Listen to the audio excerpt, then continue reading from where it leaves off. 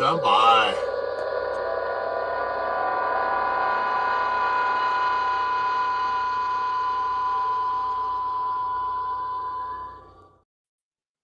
Hello, members. What's up? Got me and got Jay up here. I see we got two in the chat. Hey, how about that? Might be the other two members only. Yeah, hopefully. All right, I'm gonna put the get this stuff down so I can see what's going on. Reslin Germ. How did Germ get into members only and Gorilla? Oh, well, unless they joined as members. There's also a thing when you set up the stream, you got to set it up on the YouTube side as a members only. Oh, supposed to be members only. I've never had to. That's the first that member yet, I did, so I have no idea myself.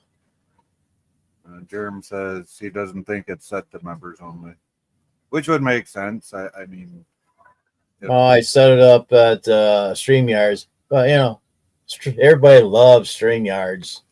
StreamYards is so yucky, screwy, butt-headed, and all that good stuff. So, oh well, hey, welcome to the members chat. At least you guys got in.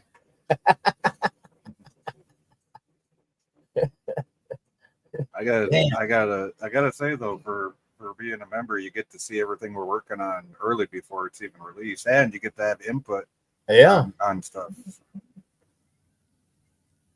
Like if Jim puts up some stuff he's working on, but you think it might be better a different way, then we welcome that kind of input. Oh yeah, I always like input. I don't like negative input, especially when people fight in chat and everything. Well, Gorilla knows all about that. I know all about that too. And chat 001 when old Scotty went haywire. You watch the last 2 hours of that there at the end of that stream, you see him go wacky tobacco.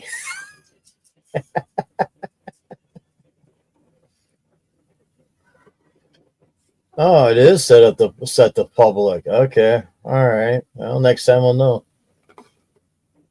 It's set up the pubic. Well, hey, this is good advertising, though, Jim. I mean, if wants to become a member, I think your lowest one is what, $1.99? $1.99. Oh, Gorilla got enough money that night. He could probably buy StreamYards for a whole damn year now. Oh yeah, I was gonna say, congrats on that, Gorilla. Yeah, and I did pin the link to the top, so he's probably working. I didn't know I had to change it over. Oh well, learning experience. But yeah, I got Breach 4 all done. Just trying to. I haven't got the ending part complete yet, but ain't too much to do on that. I moved Matt over a little bit because the last time when I put a video out, I put the little ending thing over there so people can go to other things that I do, and it covered them up, and wasn't too happy about that. So I moved them over to where the CGA artists are, so he won't get covered up next time. But I said it where I said it, but the damn freaking YouTube put it wherever they want to put it. There you go. So, well, let's check the chat here since I do a little screwy. We got Reslin Germ, welcome aboard. Got good old Gorilla here. I caught his little short live last night. Don't think it's set to members only. Yeah, I see that. It's set the pubic. I didn't want to be in public, but they threw me into public. Public. StreamYards is good, but now unaffordable. Well, you can't afford an extra $50 a month? Or do you go ahead and pay the monthly thing like a fool? if you're going to be paying for StreamYards, you might as well pay for a whole year. That's what I did. I paid $200 for a whole year. That's $16.60 a month, and they get the whole thing paid in up front. I'm not trying to piss you off or anything, but I just don't get it where people pay the monthly charge while they can buy it for a whole year. I understand why, because if you're on a fixed income, it's kind of hard to come up with that money. Oh yeah, right yeah. up How front, you just stick it up on a credit card? Yeah, but I see that's one thing I don't do because I'm Sleeping making away. it as it is. So yeah, I don't want to add Yeah. credit card debt that I can't afford on top of it. Well, it's like I asked Mikey, and he said he's paying $25 a month. So if in 4 months you paid it $200, so why couldn't you pay the whole $200? It's almost the same thing. I don't know. I guess it's just me. Hey, Herc. Herc says, "Hey guys, at work, can't chat but listen and support my local Commodore." There you go. Thank you. Thank you, buddy. Monthly, yeah. 500 a year now? What? Holy cow. Last time I checked, it was only $50, $250. And we got good old Be Yourself Adventures. Hey, You can read this one, Jay, if you want. Okay. He says, "Hey Jim, at the cancer doctor right now, but I want to let you know it's not in StreamYard where you do the settings. It's actually in the YouTube studio where you either set it up to subscribers or members." Okay. Yeah, I do know that, but you should yeah, you should have told me earlier there, Larry. And Hey, it's my screw up, no big deal. Hey, I mean, we're just gonna talk about what we normally talk about, fan film stuff. Just try and get everybody caught up on stuff. Oh well. Yeah, other two members never popped up, so He says, that "Hey, probably I did. tried." He says, "Hey, I tried." Oh yeah, I know. You didn't try hard enough. But I did a couple recordings today, and discovered that Commodore Boone's is such a dumbass. He can't read his own notes. Is that the Commodore or the guy playing the Commodore? Yeah. Well, one or the other. Hey, I tried. Good luck and have fun. Always have fun. I don't know how long we'll be on here though, but hey, we'll be on here for a while. Yeah, for a little while. I think I put the link into the private chat over there, but Yeah, you did. Yep. yeah. But I put on there members only, so they're like, "Well, I can't come over." If Matt ain't doing anything, he can pop in. Now, if we start talking about Matt, he might show up. But I figure I try to do members only thing since I'm only got one day off, and that's today. And Friday, Saturday, and Sunday working and starting over next week too. So, hell, pretty soon we ain't going to be working that much lately down the road because when December shows up, it's going to be, I don't have to worry about working anymore. I can sleep in. And when I get that time, I got a lot of stuff around here I got to get done, but you better believe that fan films are going to get done a little bit more quicker. I was thinking the other day, I spent at least 5 days last week on Breach 4 and Breach 5 because it turned in to be both. So I took 4 and sliced it, and now we got 5. So 5's about half built. I just got to finish the rest of what I'm doing and get the other actors to kick in, and that's pretty much it. Shouldn't take too long to get that done. No, and if you need me to do anything else for that, just let me know. You can watch Breach 4 and take your new character you got and see if you can fit yourself in there somewhere. You could be like a mystery person. Could be like that other white masked guy or whatever that he kind of popped in and making fun of the other guys or whatever. I'll figure something. Yeah, because that won't be launched until the 25th, which is next Monday. So you got time. And Captain Mark should be making his video here in a few days because he said by next week he ain't going to have time to do it. Yep, he's going to be busy until like the middle of December. He's going to be extremely busy, as we found out. Well, he will be. He might be busy this weekend. It's hard to tell. Yeah, it just depends on whenever those orders come in for him.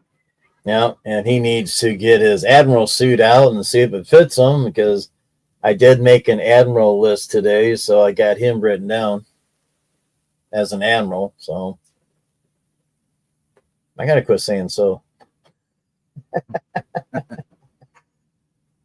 So what's everybody in chat up to out there?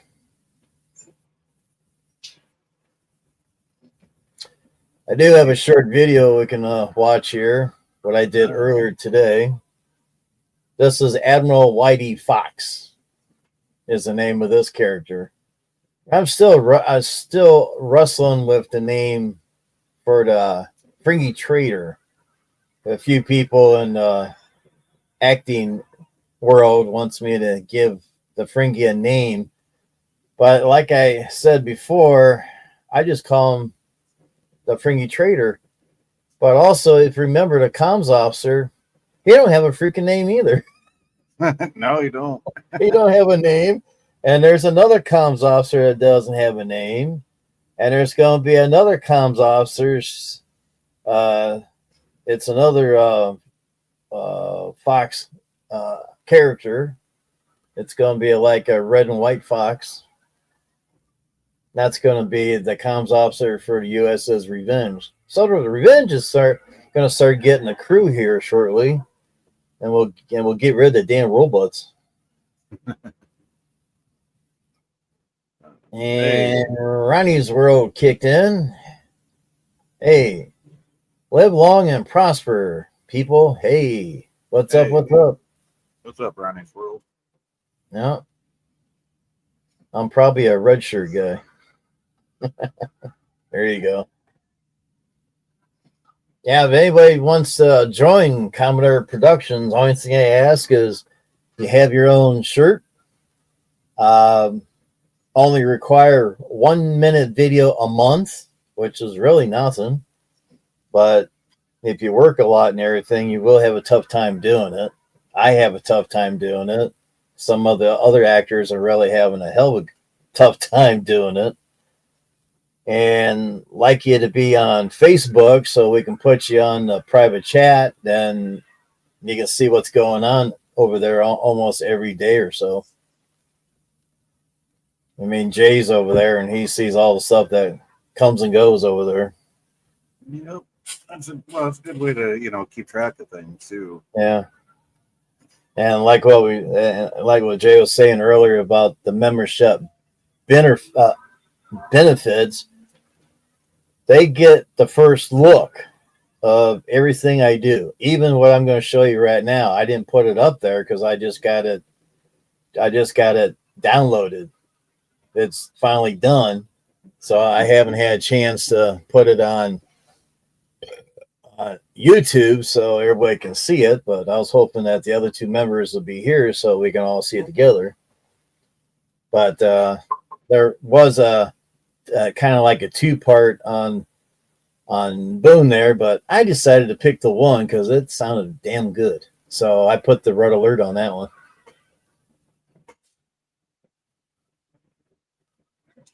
But it ain't too hard. I mean, I don't think the requirements I have is terrible. It's pretty easy stuff. No, and even if you just want to do voice acting and not be on camera, I mean, I think, Jim, you're still looking for people just to do like voiceover, like voice acting and stuff. Yeah, you could watch a video I have or something like that, and then come up with your. Oh, that's another thing right there. I almost forgot that the other requirement is that we don't really do any kind of script. I mean, we do everything. What the hell's that name again? Improv style. Improv. Yeah. When you get to be 61, the brain goes first.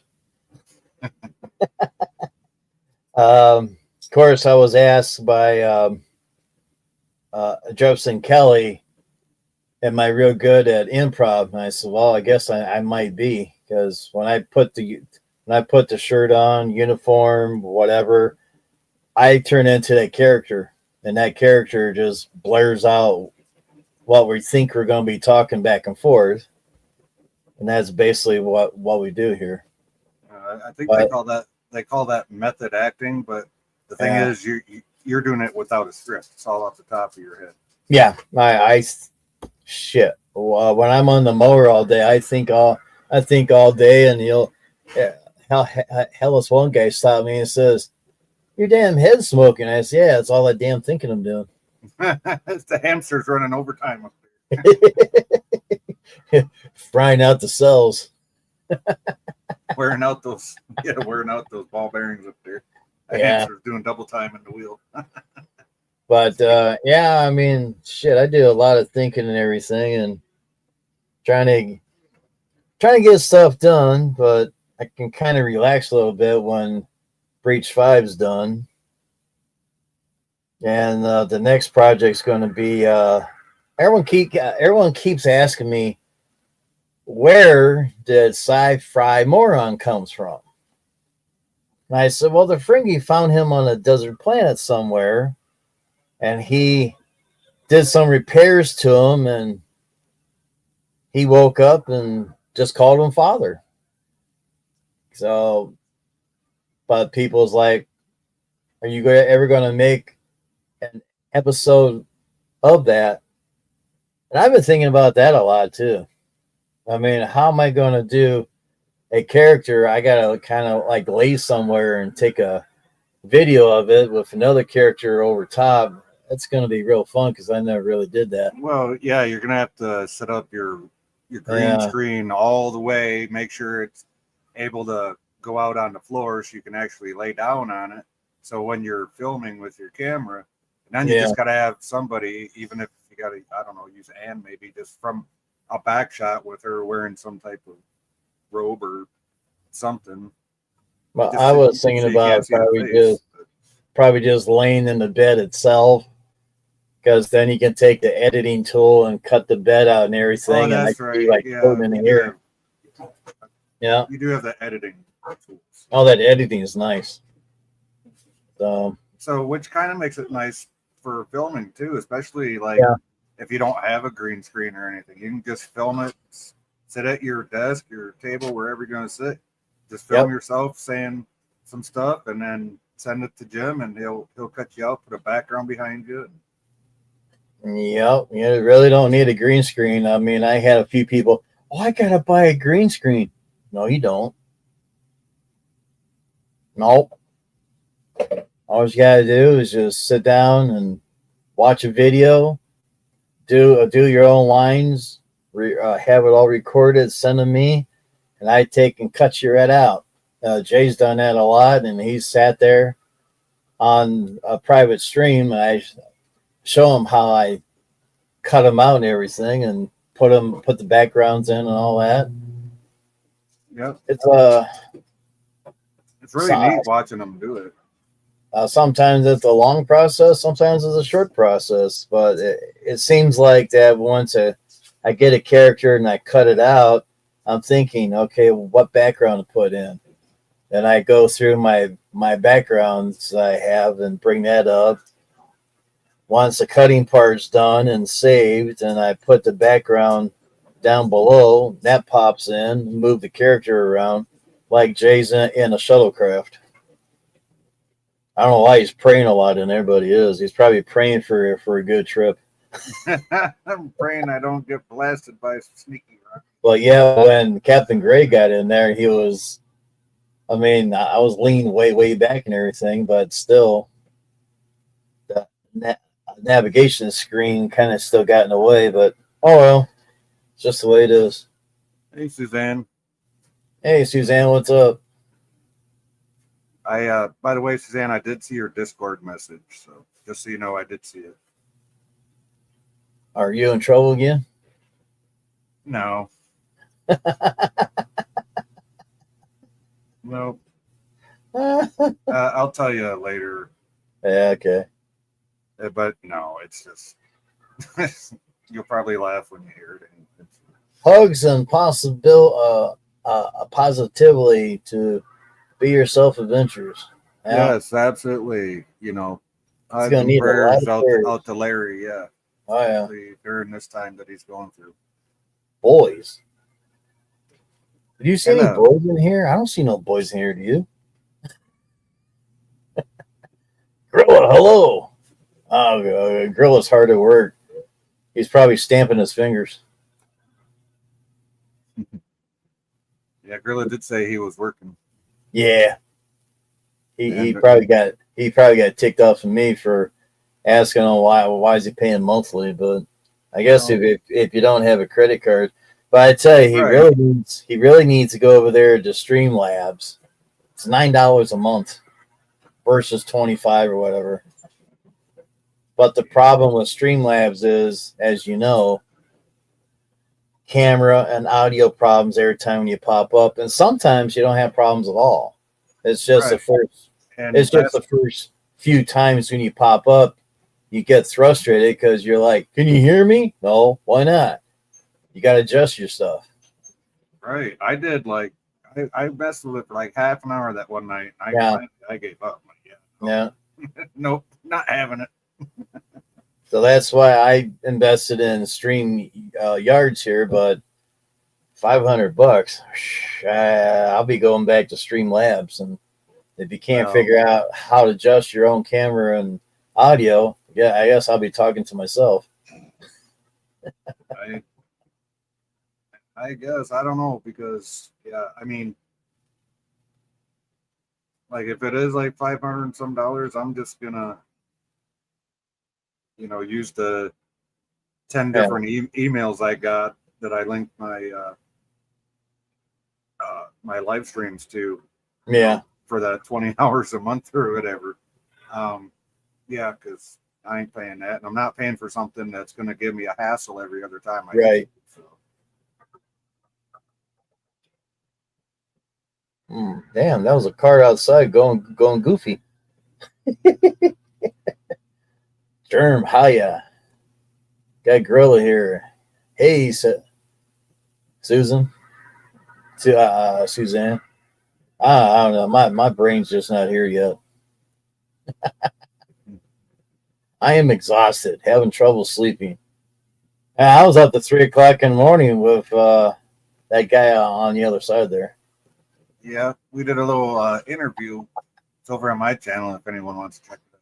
Gorilla says I never had 200 at a time. $200 for the year. Well, that's what I was saying earlier. Some of us just don't have it right up front. We're on fixed incomes, or we have to budget everything, and we just don't have it. I mean, even just trying to put an extra $5 a month can be hard sometimes. So. I think we skipped a couple here. We got Ronnie saying hello, or you can read chats. Suzanne says, Herc 130, hey there. Ronnie's World says, I'm new here. Where's everyone from? I'm in Tolleson, Arizona. I volunteer at the Eagle Tail Mountain Wolf Sanctuary in Tonopah, Arizona. Sorry if I butchered those names. I'm in Michigan. Gorilla says, had my first laugh in 2 days. Got a scam email support from Your Guide to Ass. I think I'm eligible for government programs. Damn it, man. Suzanne says, hey to Be Yourself Adventures. Sorry to hear that, Suzanne, says Gorilla. Suzanne says, Ronnie, I'm up in Canada. Canada. Yep. Gorilla says, I had a few bills that got the We Break Fingers notice. Oh, yeah, those bills. Yeah, yep. Gorilla's in Southwest. Southwest. Oh, you're having a problem talking too, huh? Yeah, words are hard. Southwest Minnesota. I don't feel so bad. Damn it, man. I know it. I guess we both don't know where coming or going. I'm still recovering from that 2-mile hike yesterday. Oh, yeah. Well, let's show you this little video I did today and see what you guys think about it. All right. Let's see I hear something. I hear Admiral Bullshit bitching. What's he bitching about? Oh, man. I can hear him from the other room. He's bitching like crazy. Man, oh man. What are you bitching about, Admiral? Hello, Admiral Bullshit. How are you today, sir? I am Admiral Whitey. And thank you for the report. I see that you assigned Captain James and Captain Gray to start that over again. He just couldn't spit it out. Hello, Admiral Bullshit. How are you today, sir? I am Admiral Whitey. Thank you for the report that I just got that you sent to me about the 2 captains that you have assigned. I see you assigned Captain James to the USS Revenge and Captain Gray to USS JLS. That was smart. That's a good idea. Good going, Admiral, sir. Yeah. I just noticed that you got the bare hands. I thought he would have had like. Well, Admiral, maybe he wasn't aware of it or not, but Admiral Shepard is on vacation right now. And when he's coming back, it might be springtime. We ain't too sure. But Starfleet decided to assign me to his office, so everything will keep on going smoothly. Then I can learn everything from you, sir, Admiral Bullshank. That'll teach me how to do everything as an admiral should be doing.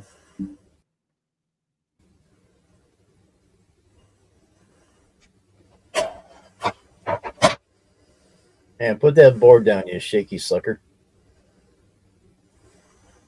I didn't even feel that thing shake. No, you didn't, huh? No. Well, thank you, Admiral. I appreciate it.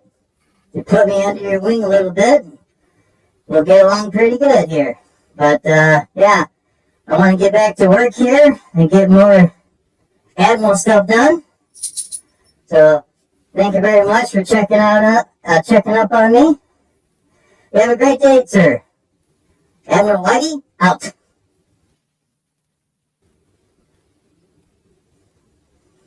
Now, see, this is a wolf series, so they're like half wolf and. I don't know how much time this thing moves. That's all. They don't move too much, does it? It's supposed to be a plastic thing down here. Yeah, yeah. Oh, you'll find out here in a minute. Alrighty, think we got it. Watch out. That's the scary part. That's the worst thing to get off is the head that's underneath. Yeah. Who's this son bitch? Oh, so the Romulans decide to answer our hails after all. Comms. Lieutenant, please open a channel for me so I can talk to that Romulan captain over there. Why'd you say the other part? It's a lot better than this one. Oh, really? The Romulan captain decided to answer the call after we've been hailing and hailing. Come on, guys. Hailing. What are you barking at? No And one's they here. decided to hail. Why did they decide to hail? Because there's 3 Federation starships up there, Keister?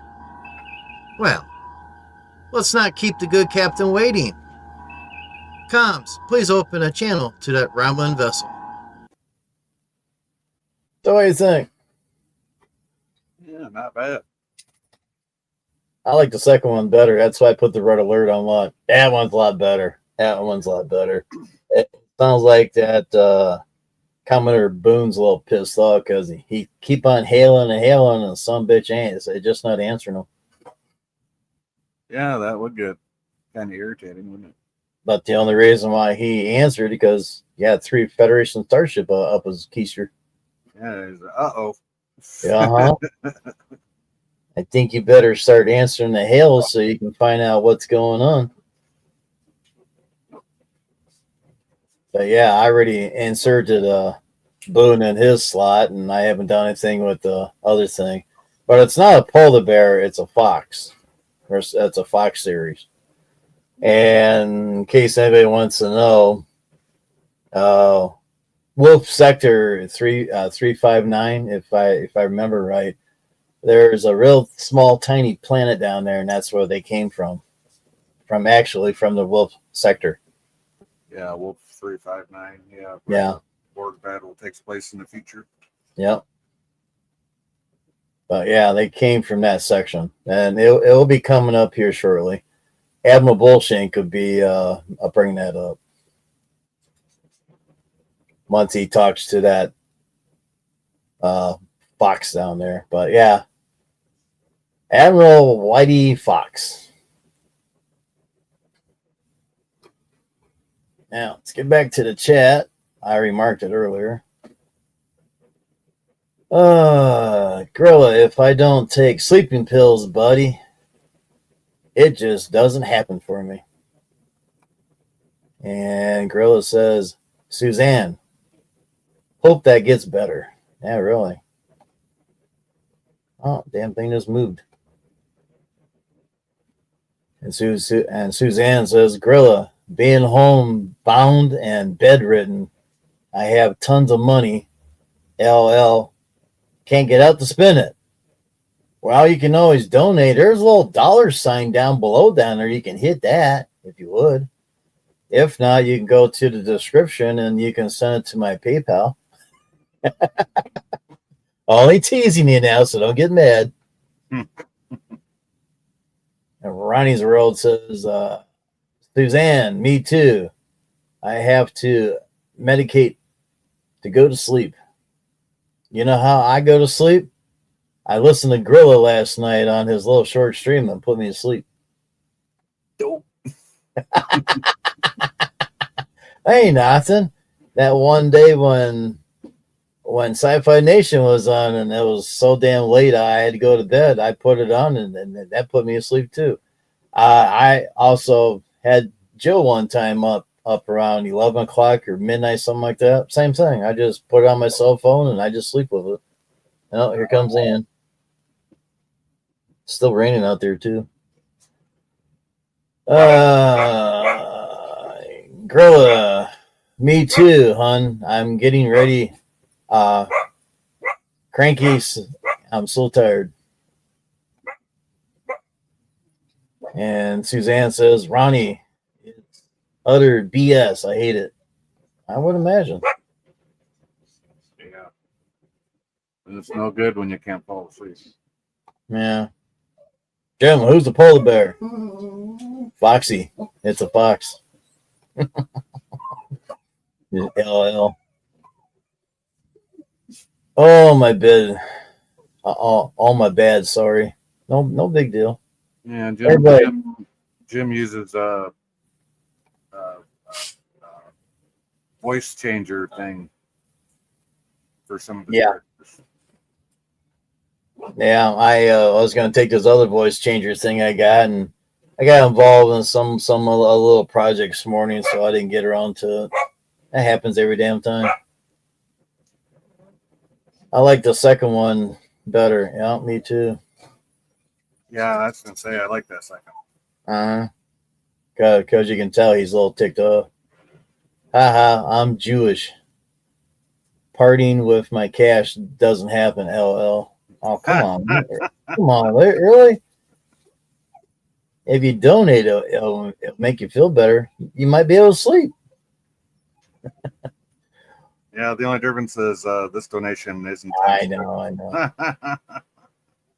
I seen Gorilla get all that cash and everything, and I'm like, and I put in his chat, and I says, I wish somebody would give me a super chat. You know, I haven't had a super chat for like 3 years.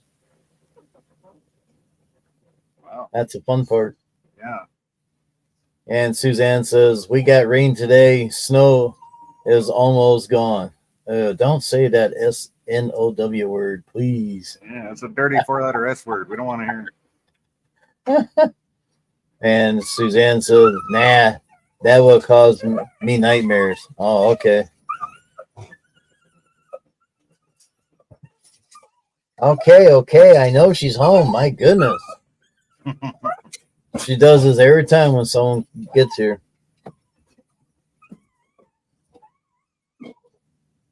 That's Roxy. Roxy, the little cute cocker spaniel. She likes to holler and scream just like you hear. She's all excited. Yep, happy puppy. You got that right. Of course, Cuddles, she don't really do it. She kind of grunts a little bit. And Wiggles, he's like 11 years old, and he just kind of walks around with his tail shaking over the place. So it's gonna get a little noisy here in a few minutes here. Hands walking in the door, and Roxy will go a little crazy there for a few minutes.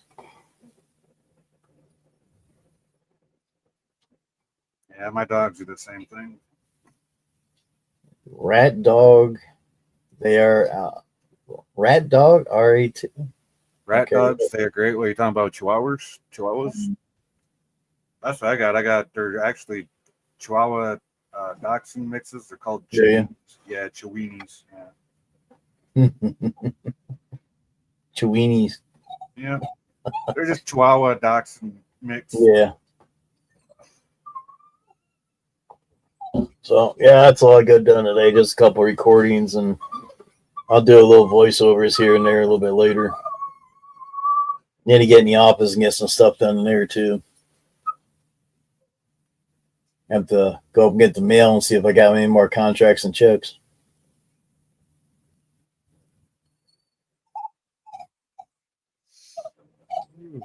So what's going on with everybody else out there in chat land? Suzanne says rat dogs were bred to kill rats and foxes. Oh, okay. And Gorilla says, I'm sorry you're bedridden, Suzanne. Sorry. Took so long to respond. I got a call. Uh-oh. Oh, got a ding dong calling me, but I'm not answering him. That's why he's a ding dong. Oh man, the guy. This is the guy that you ask about all the time. That Andrew guy. Oh, okay, yeah. He knows. He reads the chat. He knows I'm live or whatever, and he still calls. That's how much of a ding dong he is. Well, if he would have read the live or the private chat, he would have known you were live. So Yeah.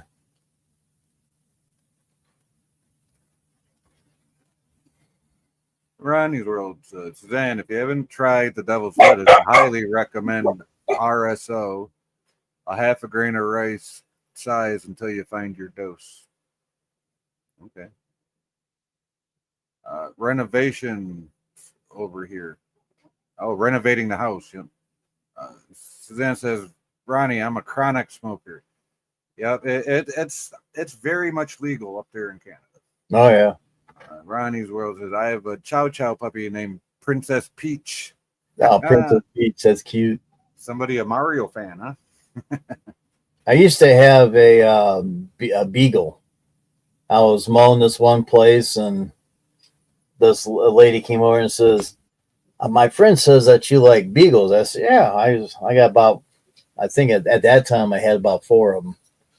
And she goes, "I got this little female beagle, and she named her. She had a name Princey, and that dog jumped on me and just gave me all kinds of kisses and that." And I said, "Hell yeah, I'll take her." Heck yeah. So that dog was named Princey, and she pranced around like a little princess. And she was the skinniest little cocker. I mean, beagle that you ever seen. But she just pranced around all day like she was a princess. And I miss that little girl. I mean, she got sick and died, but that was a few years ago. But I just couldn't get over how she just pranced around like I'm princess. Oh, my one dog does that, Brownie. I Does mean, when he's happy, he'll go from the bedroom out to the living room, and he's just prancing along because he knows he's gonna get a treat or something. Wasn't the beagles bred for hunting fox? Well, I didn't hunt with the beagles. I started out with I had a customer that had beagles, and I wanted a beagle because you never keep the same one for a long time. Sometimes you do, sometimes you don't. But they was talking about dropping me and try to get someone cheaper or get their own mower and that. But they had a beagle pup, so I bought one pup, and I was trying to get 2 of them, but the first one came up to me and she's seen the other dogs out there, so she's like, "Let me down, I gotta go." And this other dog came up, and I picked her up, and she snuggled in my jacket and fell asleep. And I told the lady, I says, "Well, I guess this puppy picked me, so I'm gonna take her home." 2 weeks later, the other dog, the other beagle that had to play with the other puppies,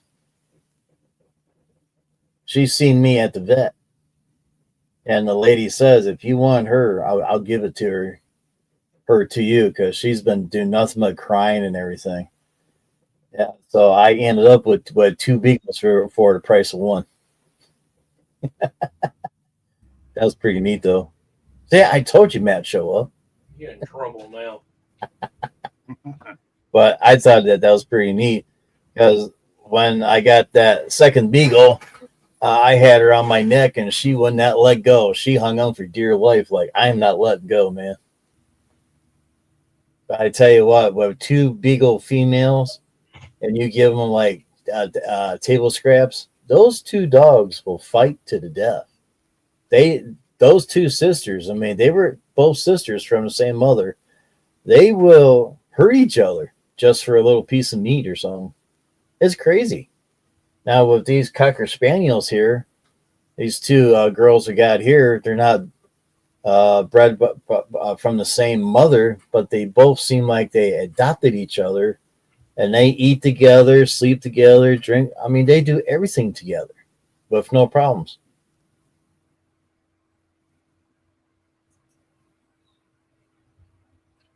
Hey, man. What's up, Matt?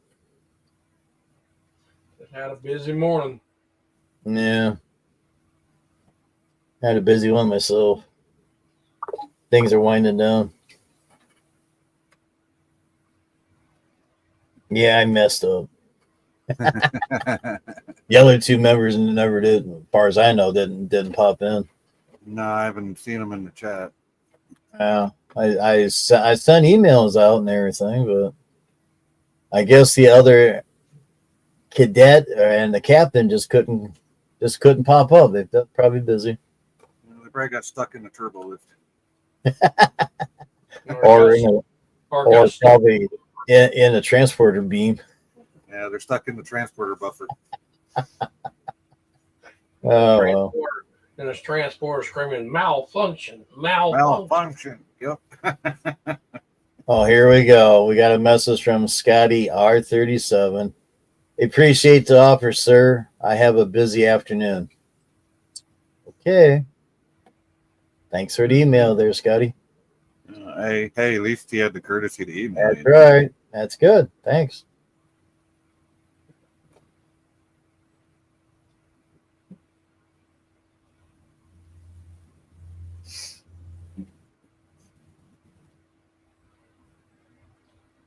I was hoping the captain would show up because I had a question for the captain, and I was going to ask him and say, "Hey, Captain, you got 2 cadets down there. Are you going to be able to keep them straight?"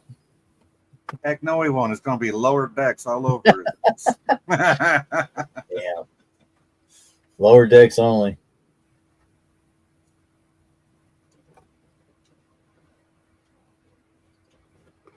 Who joined Yeah. the panel? That is Matt, friend of ours and story advisor, and sometimes Okay. actor. All kinds of people rolled into one.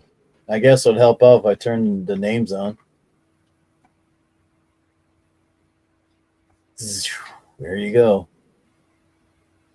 It took a while. It was in phase. Hello, Suzanne. The phase inducers were having an issue. It could be operator too. Shut up. Still a malfunction. Malfunction. Brain malfunction. Yeah. And Suzanne says I had Buddy. He is a great golden retriever. Pyrenees. Golden retriever. Cross looks like golden retriever, just really furry. I don't know why I can't talk today. It must be the weather.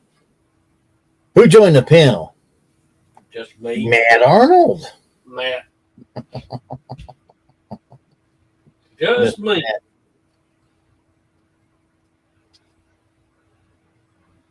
Just you.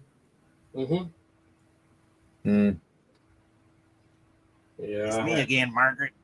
Yeah. Yeah. It's me again, Margaret. Damn it. Oh, Ray Stevens. I like him. Yep. He was a funny guy. He's still alive. Oh, is he? Okay. Yes. He's got to be getting pretty high up there, though. He's probably in his 70s, upper 70s. I Wow. was going to say 70s or 80s, yeah. Like old Willie Nelson. They ain't dead yet. Getting close though. He's up in his 90s. Yeah. Shit. Who says smoking weed's bad for you? Heck, it made Willie Nelson live to his 90s. Wow. Who knows? Who knows? Nobody knows. Tell you Yep. what, yeah, yesterday and the day I done a little bit of cleanup in the kitchen. I went through a lot of the food I had in the closet. Some of that stuff was so old. I said it's time to get rid of it. I went through and throwed out a bunch of outdated stuff. I didn't realize how much outdated stuff I had. How much outdated stuff did you have? Like a bag full? Half a bag? Quarter? About 8 bags full of stuff that's outdated. Oh, yeah. It's stuff. Some of it went back as far as 2018. Oh, damn. Yeah, throw that away. It is old. You get Yeah. botulism or something. Yeah. I've had chicken and noodles. It was 2020, 2022, 2023. I just went ahead and thrown it all away. That's how I ain't take no damn chances on none of that shit, especially when it comes to chicken. Yeah. Yeah, you're right. That chicken will really squawk the crap out of you. Yeah, If it's still good till the end of the year, it's still good. But anything before September 2024, it's gone. We need to get rid of it. Unless it was in containers that it lasts longer. But canned goods, I get rid of it. Oh yeah. Canned goods the cans will damn rust on you. Yeah, I've been watching these guys with bomb shelters and that, and just a little bit of moisture, those metal cans rust pretty quickly. Yep. And it's like, why do you got moisture in there? It's supposed to be non-moisture if you're doing a bomb shelter. Yeah. Kind of weird.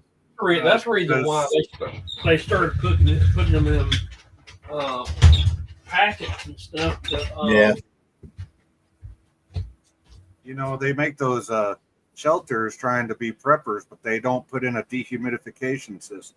Yeah, I know. It's like, moisture. Moisture. I need moisture. Lost in space. Carrot Revenge or something like that. Yep. That's what it was. Hey, I'm going to show you a Breach 4 trailer.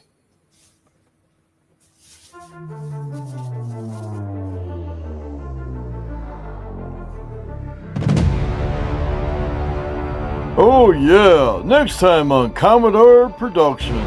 Stay tuned.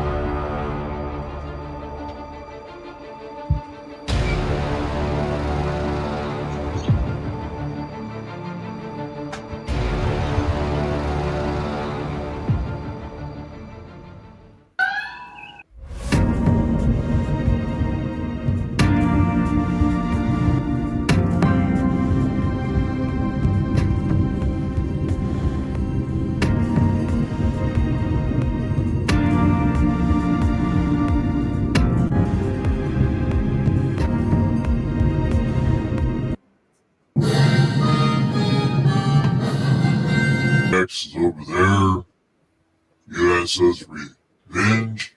Man, he looked like somebody hit him with a floating around. Hey, he's got a dent in his head. GOS.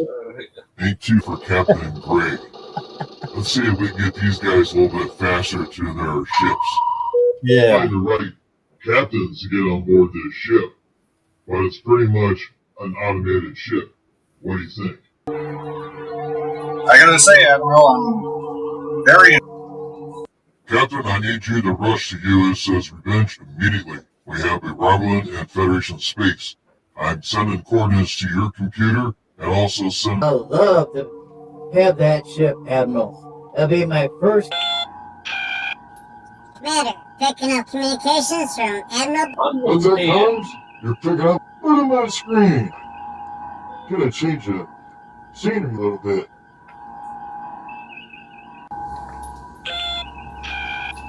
Aye, Commander, on screen. Hit it at high warp, best possible speed, to help out the USS Ajax. Romulans has entered Federation space. I have sent the coordinates to your computer and to your USS... Please tell us what your intention is in this area. You're in violation of Romulan Federation Treaty. Please respond. Comms, have you heard anything from the Romulan vessel? 2 of them. I'm also picking up real faint... Yes, Commodore. Fringy vessels, please respond. What are your intentions are?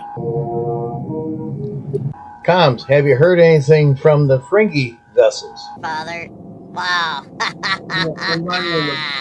He's got caught by the Federation that we got. And I tell you what, it's not what you think. They put some kind of patch up. I didn't get anything that we're trying to get here at all. So there is... It's a nice ship you got out there, USS Revenge. Are you going? That is really great news. Man, he looked like a Smurf there for a minute.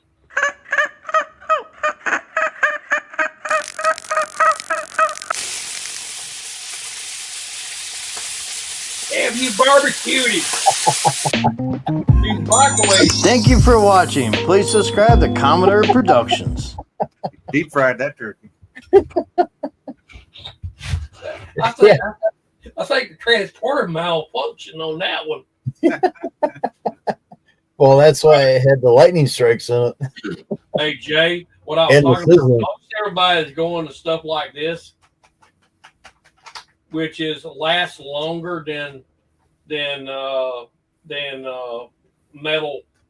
You know, this is vacuum packed and all that stuff. Yeah, it's like the old. It's like MREs basically. Yeah, this is ready to eat in about an hour. This is like a creamy Afro pasta, Alfredo pasta. What this is, soft. An hour. Yeah, Yeah. this be how I've got rice meals. I got 4 or 5 different meals. There you go.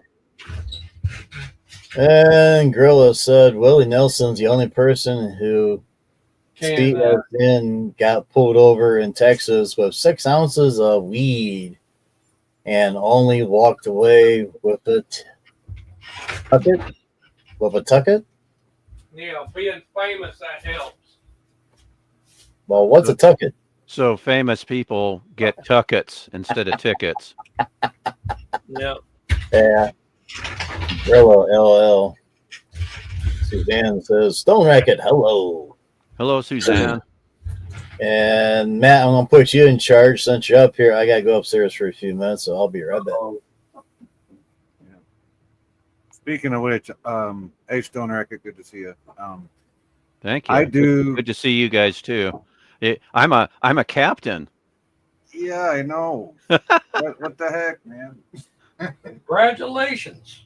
Yeah, I joined Jim's channel last week as at the captain level. So I just thought, well, I'll go ahead and put Starfleet Captain under my name. Hey, you might as well, right? I might as well, yeah. All right. I hate to break up the party, but I do need to get going. I gotta get some dinner going around here for the kid and everything. So. Uh-oh. Yeah, it's that time. It's that time of day. So. Yeah, I gotta get my kitty cats fed in an hour, but I'll just step away for a little bit for that. But as far as myself, I'll be waiting a little bit longer before I fix my own dinner. All right. Well, if you guys are still on when I'm done, I'll come back around. But yeah, come back around and check us out. Yeah. Yeah. All right. Okay, take it easy. Okay. Too, Yeah. Take it easy. We'll see you later. All right, guys. See you later, chat. Thanks for stopping by, everybody. Take it easy. Yeah. So we aren't officially live yet, are we? We are live. Oh my goodness. How long have you been live? We've been live 50 now. Oh wow. Yeah, Well, the 51 email said 4 p.m. and it's just 1 minute before 4 here, so I guess I'm You're on Central Time. Yeah, I must have been I must not have read that email closely. Yeah, it's 5 my time, and that's what he started at 4. It'd be 3 Central. Yeah. Well, doggone it. But we've been going an hour. We've been going an hour now. So yeah, I was watching Midnight's Edge in the morning on the replay. Yeah. And actually, I wasn't feeling too well. Haven't been feeling too well the last few days, so I just kind of slept in pretty late, and just been kind of putzing around here, and slowly getting better. But yeah, I didn't watch the show live, so I was just watching it on the replay, and all the little snowflakes in Hollywood, they're just so upset. yeah, maybe they'll go after some of the ones that done the threats and all that stuff this year. Next year, whenever all they get in there, people need to get along. That's what's wrong with the world right now. Yeah, it's just I'm getting sick and tired of the far left and their tribalism. One thing I have seen a bit the far left, they sit there, they complain about everybody else. They're this, they're that, this and that. They need to, I hate to say it, they need to start looking at themselves. Yeah.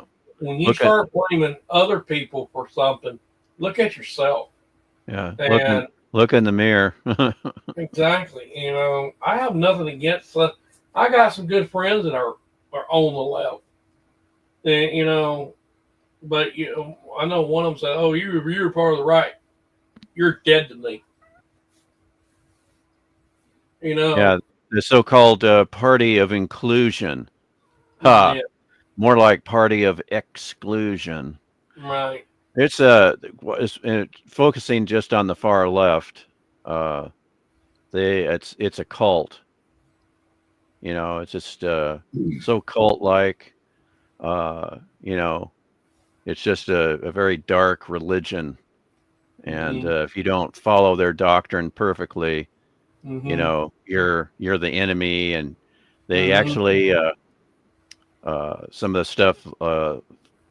Have you heard of this Rachel Zegler? That's in the Snow White remake. Her latest mini tirade on her Instagram. She's just basically looking at Trump voters and supporters and Trump himself as non-human. Just the contempt she has for 76% of the registered voters that voted for him.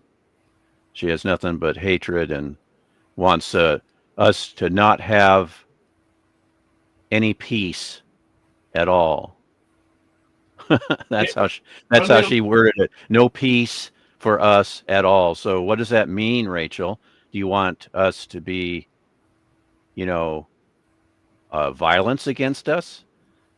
Chaos? It's like, yeah. What do you want? I hope some reporter asks her, what do you exactly mean by this?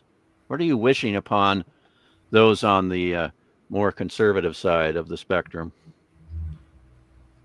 One thing that they don't realize, you look at the House map, we take up 80 to 90% of all of it. And there are very few numbers of them. Yeah, they're just in their own little bubble, and they think they're the majority. And it's like, no. I hate to say it, there's a lot of Democrats voted for Trump too. Yeah, a lot of them, and they're tired of the wokeness. They're tired of the all the crazy stuff that's going on.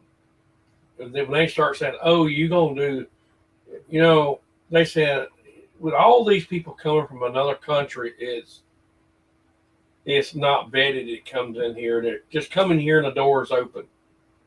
And then they want to have it where you don't have to have an ID to vote. Then it was, what about these people out there driving vehicles? Are you going to have it where they don't have to have a driver license to drive a car?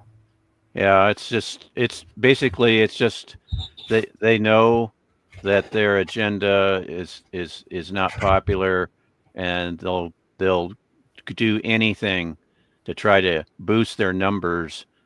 If it takes bringing in millions of illegals, then they'll do it. But it's so obvious. It's so stinking obvious what they're trying to do. And the last month up in New York, they started kicking these illegals out of these motels and hotels and all that stuff where they were staying. The money ran out.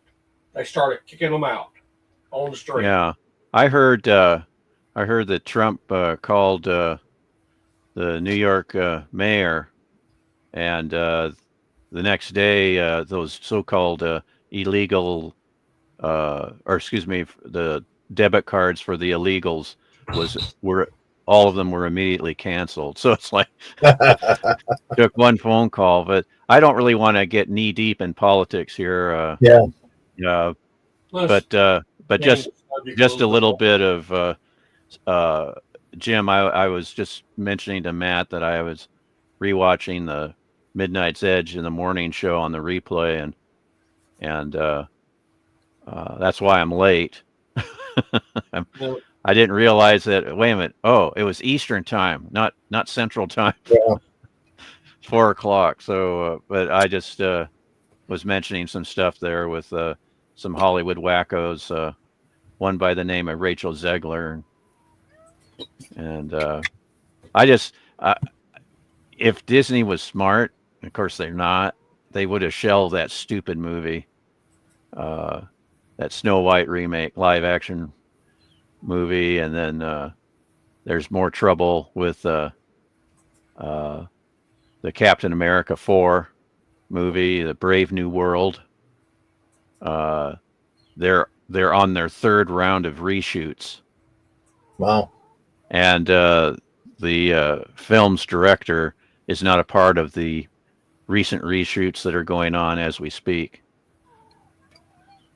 And it's like, just shelve the damn movie. But they've got contracts and obligations, and it's too late. Yeah. But it's just going to be a disaster. And I'm just laughing because the last Marvel movie I saw, and that's because my brother and I were kind of desperate for some entertainment. We went to that Black Widow movie because I kind of wanted a dose of Scarlett Johansson. You know, I'm a toxic male and proud of it, but that's the last Marvel movie I saw in the theater, was the Black Widow movie. I ain't seen any movies in a long time. Yeah, it's been, now the last movie that I went to in the theater, gosh, I think it was Oppenheimer. That's the last one I saw. That's last time I went to see a movie was probably the early 2000s.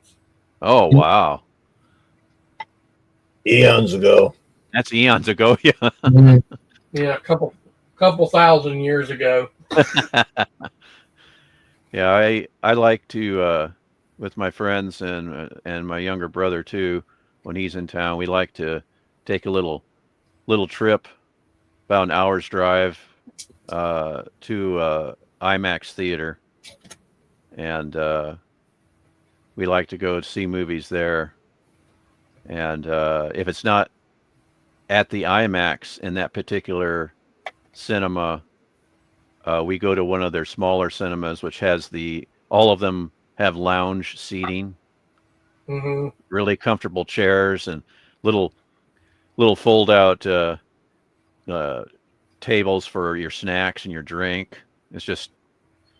It's a lap of luxury compared to the regular theaters.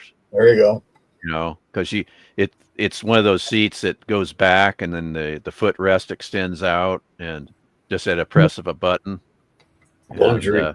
It's like, well, I'm surprised I haven't fallen asleep at one of these movies with the lounge seating. So it's just really nice cinema complex. They've got, let's see, how many theaters do they have? I think it's, including the IMAX, I think it's like 14 theaters. Wow. And the IMAX is kind of in the center, and then they have two wings in the building that have all the smaller lounge seating type cinemas. And they're all really nice. They're kept well. And a lot, the upkeep is superior to the local theaters that I have. So what happened to Jay? He had to go. He had to go because he's got to make supper, and he's got, I think he said, a couple kids to feed too. So he has to do the daddy thing. But he said if we're still on, he would pop in if we're still going. But Okay. so Jay and Matt and myself, do you have any other channel members? I hope. Just you, Jay, and Scotty. And Matt. I'm basically a administrator. Oh, you're an administrator. Okay. Yeah, I did screw up on this. It does say members only, but I didn't change it on the YouTube side to members, so it's public. Oh. So I guess you just got to learn your mistakes. Yeah, I was thinking.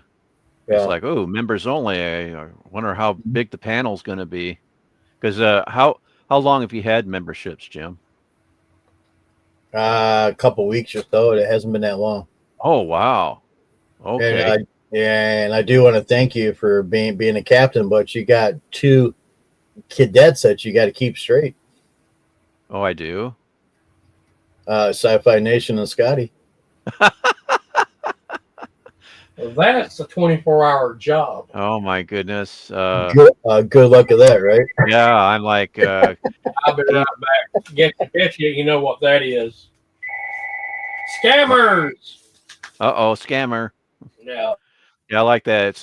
It pops up on my phone, potential spam. Mm-hmm. And I'm like, well, I ain't answering this one. Another phone number to block. And they immediately hung up because I put on there. I put on there. This number is being monitored. This is being recorded by answer machine. If you're a robocall telemarketer scammer, hang up. Anybody else leave a name and number and a brief message. There you go. Yeah. And I put it 1 ring. Oh, okay, gotcha. Anybody else that actually wants to talk to me, if I'm here, I can hear it. Yeah. And I will pick up the home phone. I can actually hear it. Well, a cell phone, you can't do that. Yeah, that's true. Man, I get enough of them damn scam calls and robocalls and. Yeah, same here. In fact, ever since the Democrats been in power, they have got 9,000 times worse.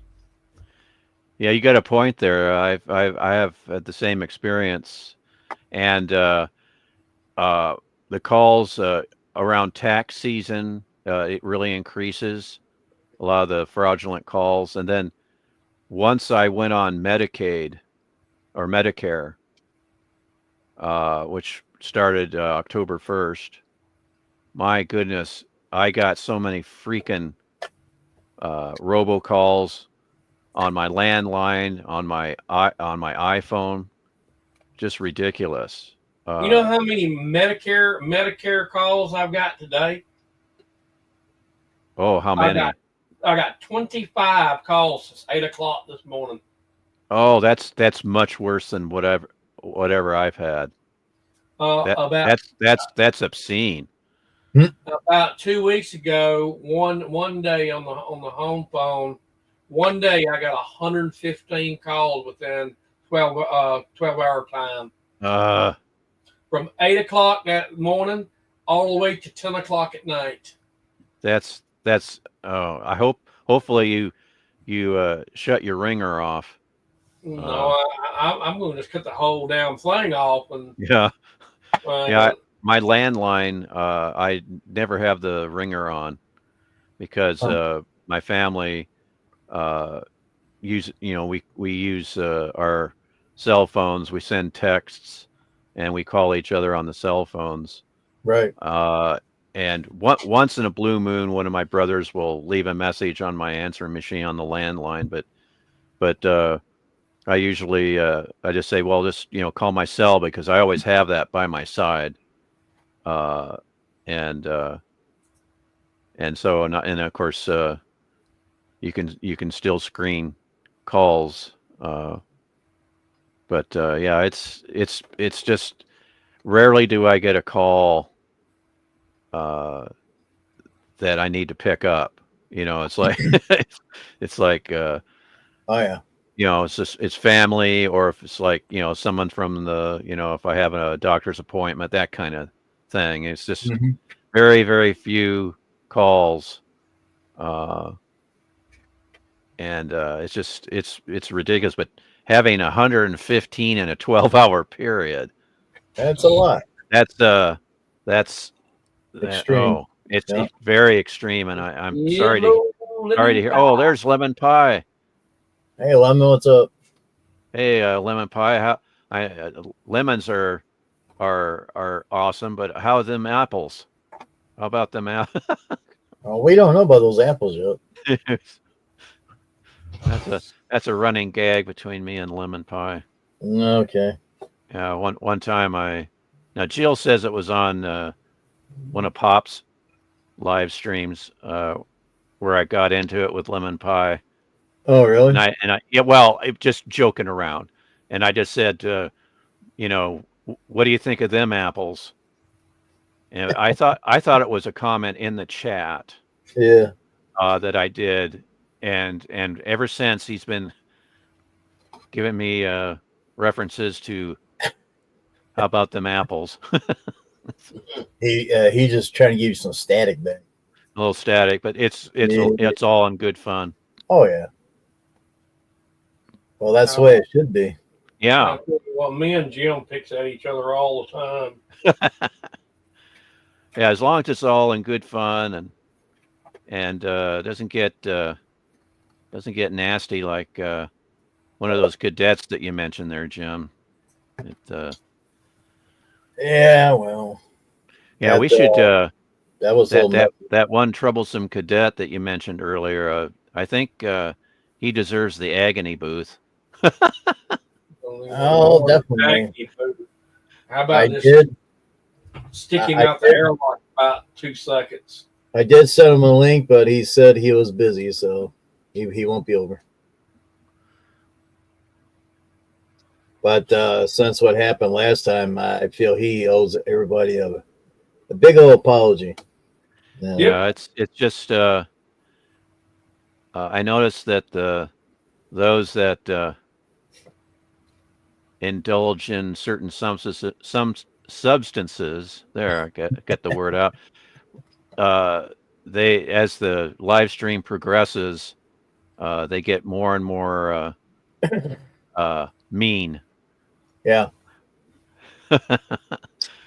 Yeah. Yeah, good old lemon pie and Edge of Time. He's got a monkey on there. Oh, he's got a minky? He got a monkey on there. Oh, it's a gorilla. Yeah. Well, this ain't Gorilla Stream. Come on. Well, is he in the chat still? Who knows? Who knows? He comes and goes. Yeah, he's probably listening to us. He's still working at his factory or whatever. Oh yeah. Do you, Stone? You play any instruments? No, unfortunately, I don't. I'm the one member of my family that does not play an instrument. It's interesting. My mother,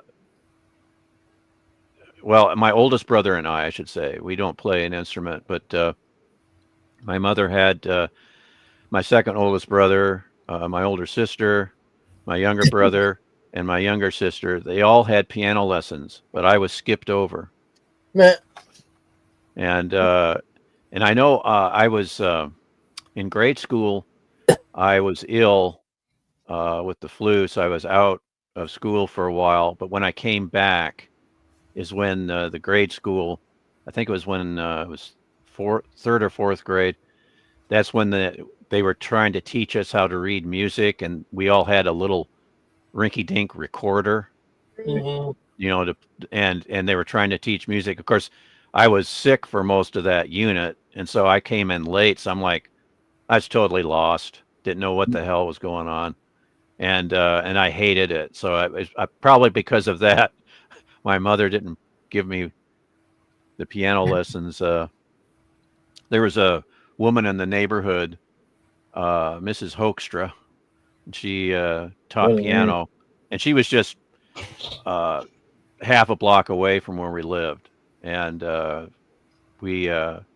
most of my siblings took piano lessons from her. There's Gorilla right there. There's Gorilla. Hey, Scurvy.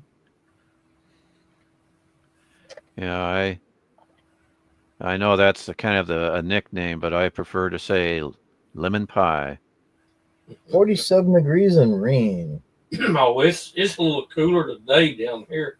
Been raining all morning. It's been gray and dreary, and there's rain in the forecast for around 7 o'clock tonight. It's been oh boy. Yeah, it's right now currently here in eastern Iowa. It's 52 degrees. Yeah, I'm down in Alabama where I'm at. Alabama. And because of the wind, it feels more like, according to my weather app, feels more like 46 degrees. No. But yeah, we're supposed to be there's like 65% chance of rain in a few hours. Getting a lot of rain. We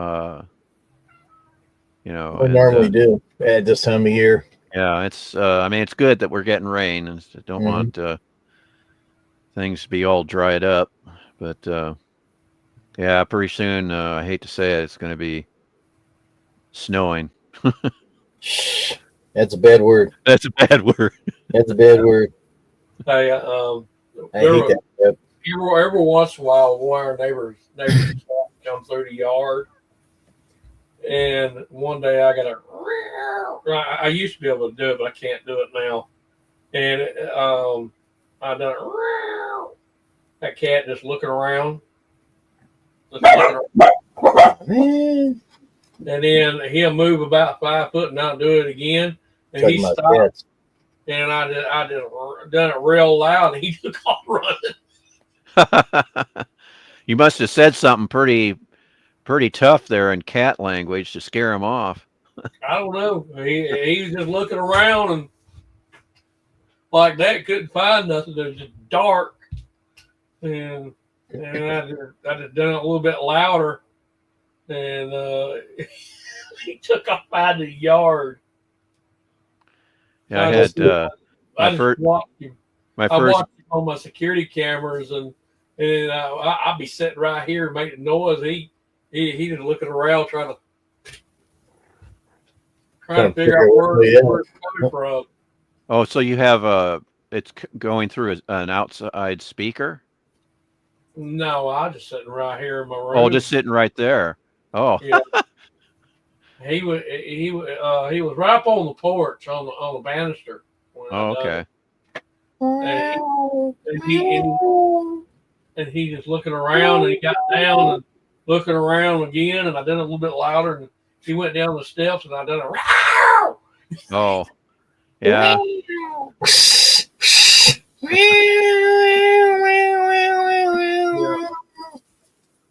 He went bye-bye. I did that pretty good. I did that to a cat one time. The cat, I'm mowing the lawn and it just sat there. I shut the mower deck off, shut it off, and I started doing that there I just did. That cat looked at me, got up close to me, smelled my tire. I had a horn on the mower. I hit that, and that cat took off like warp speed. Grass was flying behind him. So he was the cat was just sitting there, not allowing you to continue mowing. Yeah. That's a stubborn kitty. Yeah, but as soon as I hit that horn, because he touched my front tires, and man, he just went. Grass was flying behind him. Hey, kitty, don't you know that mower and cat don't mix? Yeah. Yeah, my first cat that I had, I lived in a nice quiet neighborhood. This woman rented out her basement that had been converted into a 2-bedroom apartment, and I was there with my first kitty cat by the name of Sherlock, and he was an indoor-outdoor cat. And so when the weather was nice, I'd let him out. But one of the things I would do for my landlady was mow the lawn and rake the leaves and take the garbage out for her to the curb, and little errands like that. And because I did that, my rent was lowered because I would do these little There you go. extra jobs for her. And Yep. when I was, she had an electric mower, and she had outlets on each side of her house. And so it was real easy, and she had a long extension cord for the mower. And so I just would mow away from the, where the extension cord was plugged in. And my cat Sherlock, he would sit on the front steps and watch me mow the front yard. And then when I would go to the backyard, he'd sit on the patio and watch me. But once in a while, he would play dodge the mower, almost like he was a dog. You know how dogs sometimes do that? Yep. And he would never be in danger or anything. It'd be a game. And I thought that was really cute, but he never just sat there, and was stubborn and didn't move while I was mowing. He just either would watch me or just, run around and play dodge the mower as a game. Yeah, he was a wonderful kitty. Only had him for 10 years, so he got a brain tumor. Ooh. Yeah. It was that was terrible. But he was a really good cat. Yeah. Yeah, I before I let him outside, when my landlady gave me the cat, which was kind of foisted on her by her daughter, and my landlady already had a Cocker Spaniel, and she wouldn't be able to put up with two animals running around her house in the wintertime. And so I offered to take care of her cat during the winter, but she ended up just giving it to me. So that was in November, and he was only used to me taking care of him for a couple weeks at a time when my landlady was out of town. So after a couple weeks, he tried to get back up into Eileen's house, and so he kind of got ornery and started doing he was a little destructive at first, and there was a lot of snow on the ground at that time, and my landlady said, well, just put him outside for a little bit, they'll calm him down. And I kind of went, well, okay. So I put him outside, and of course he was freaking out because he had never been outside, and it was snow everywhere, and he was like, what the hell is this? And he walked around, he would hug the side of the house, and I said, well, you're gonna be out there for 5 minutes until you calm down. And then there was this silence because I went back inside for a couple minutes, and then I heard this "Meow, meow," and I opened the back door, and he was attached to the outside screen of the aluminum door, and he looked. It was like a Garfield suction cat. He was just like, and I go, okay, don't worry, Sherlock. And I got him off the screen and brought him inside. He behaved just fine after that. I bet he did. Yeah, he was like, oh, he's just a little wild. And it's like, oh, gotta settle down, kitty cat. But yeah, he was fine.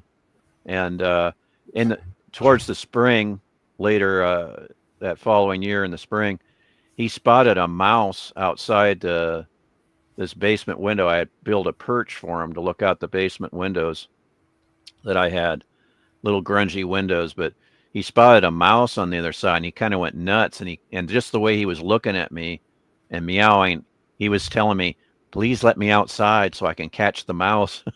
So I just went, okay, I'll let you outside. And he ran over to the other side of the window. And of course the mouse was long gone, but he was so happy to be on the other side of the window. He started rolling around the dirt. He was happy. He was extremely happy, and he was running around. But needless to say, I gave him a bath once I brought him inside. And he didn't like that. The thing with Sherlock, he was a very trusting cat, and with giving him a bath, I had this shallow pan. and I filled it with nice warm water. And I had this General Nutrition Center aloe vera shampoo. So it was kind of wasn't a harsh shampoo, and I used that on him. And at first he didn't, he would kind of protest with the water, but then he just lay down and he's like, oh, this doesn't feel too bad. So he didn't really fight and get really wild at all.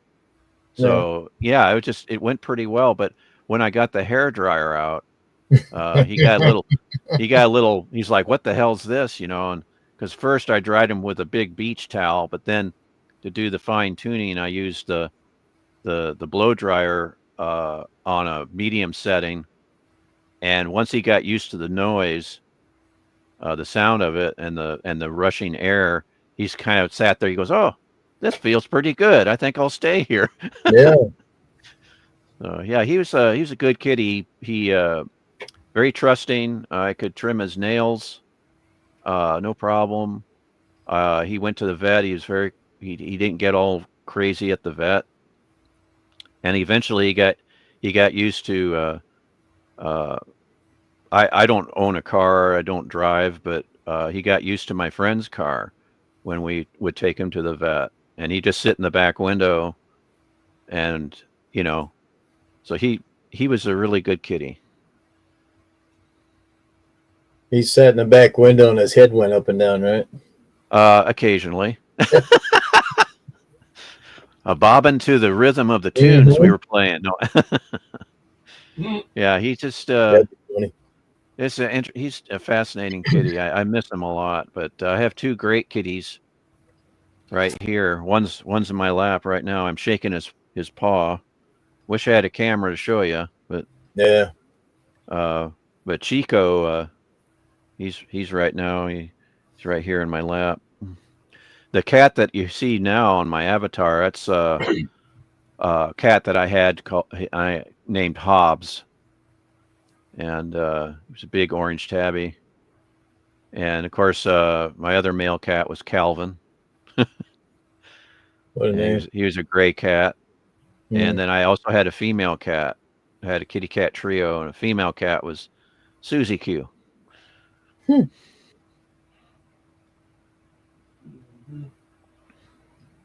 Guys, I'm going to go for a while. Jimmy, if you're still up, I'll be back later.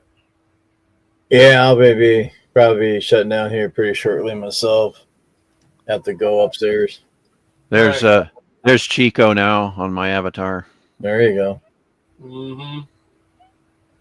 He's kind of got like a little mean look with those eyes there. Got those big. Yeah, he kind of has a more of a serious look. Yeah. But he's a really nice. He's a very affectionate kitty, just like his brother Harpo. But yeah, when I take pictures of him, he looks pretty serious. Yeah, I know. He's like, "What are you taking a picture for, man?" But yeah, that was just a picture. I was in the living room and just took a picture of him on my lap. Yep. And he's just looking up at me. But I don't. I got to get a good portrait of him where he's not looking so serious. Right. Yeah, I was a little shocked that one day I got a notice. You got another member. I'm like, I do? So I went over there and I seen your name. I'm like, oh, he's a captain? And we got two cadets. Uh-oh. Yeah, I just I'm trying to remember now what day that was. Yeah. Because it was wasn't it just last weekend? I think probably sometime last week. It took 2 days. Yeah. It took 2 whole days before it put your number up there. Oh. Well, 1, 2, 3, because you had the 2 other guys, and you was a third one, and it took 2 days to get your name on there, and I'm like, oh, okay. Huh. Yeah, I'm gonna check my my email here. But yeah, it was Saturday. Yeah. That I joined your channel. Well, good. Thank you. And yeah, I didn't realize you had sent me a link, and I missed that stream because I was napping away, and I woke up. I was like, "Whoa, what time is it?" It was like 5:15 or something. And Yeah. I was late getting my cats their dinner, and then I was looking at my email. I'm going, "Oh, Jim sent me a link." I'm going, "Oh," and so that prompted me to go to your channel, I think, if I remember right. Mm-hmm. And then I saw, oh, he does have a join button. Mm-hmm. So I decided, well, let's see what we got here. And the captain level, there's other channels like Valiant Renegade and Midnight's Edge and that Park Place. They have like, you know, $3-4 levels, and I go, and that is a really good level. Mm-hmm. And I said, well, you know, let's join Jim's channel. And because it was interesting because it took me a while because you kept having things mentioning like member perks Mm-hmm. and things like that. I'm going, and I was like, well, duh, he's got a you can join his channel if he's talking about member perks. But yeah, it just took me a little bit, and I went, oh, let's hit that join button and see what's going on here. And I decided, hey, I'm going to be a captain. So now there was at Midnight's Edge, when I joined their channel, I joined at first at their $10 level or wow. $9.99, and the reason I did that is that level is Viking level, and since I'm Norwegian, I decided I wanted to become a Midnight's Edge Viking.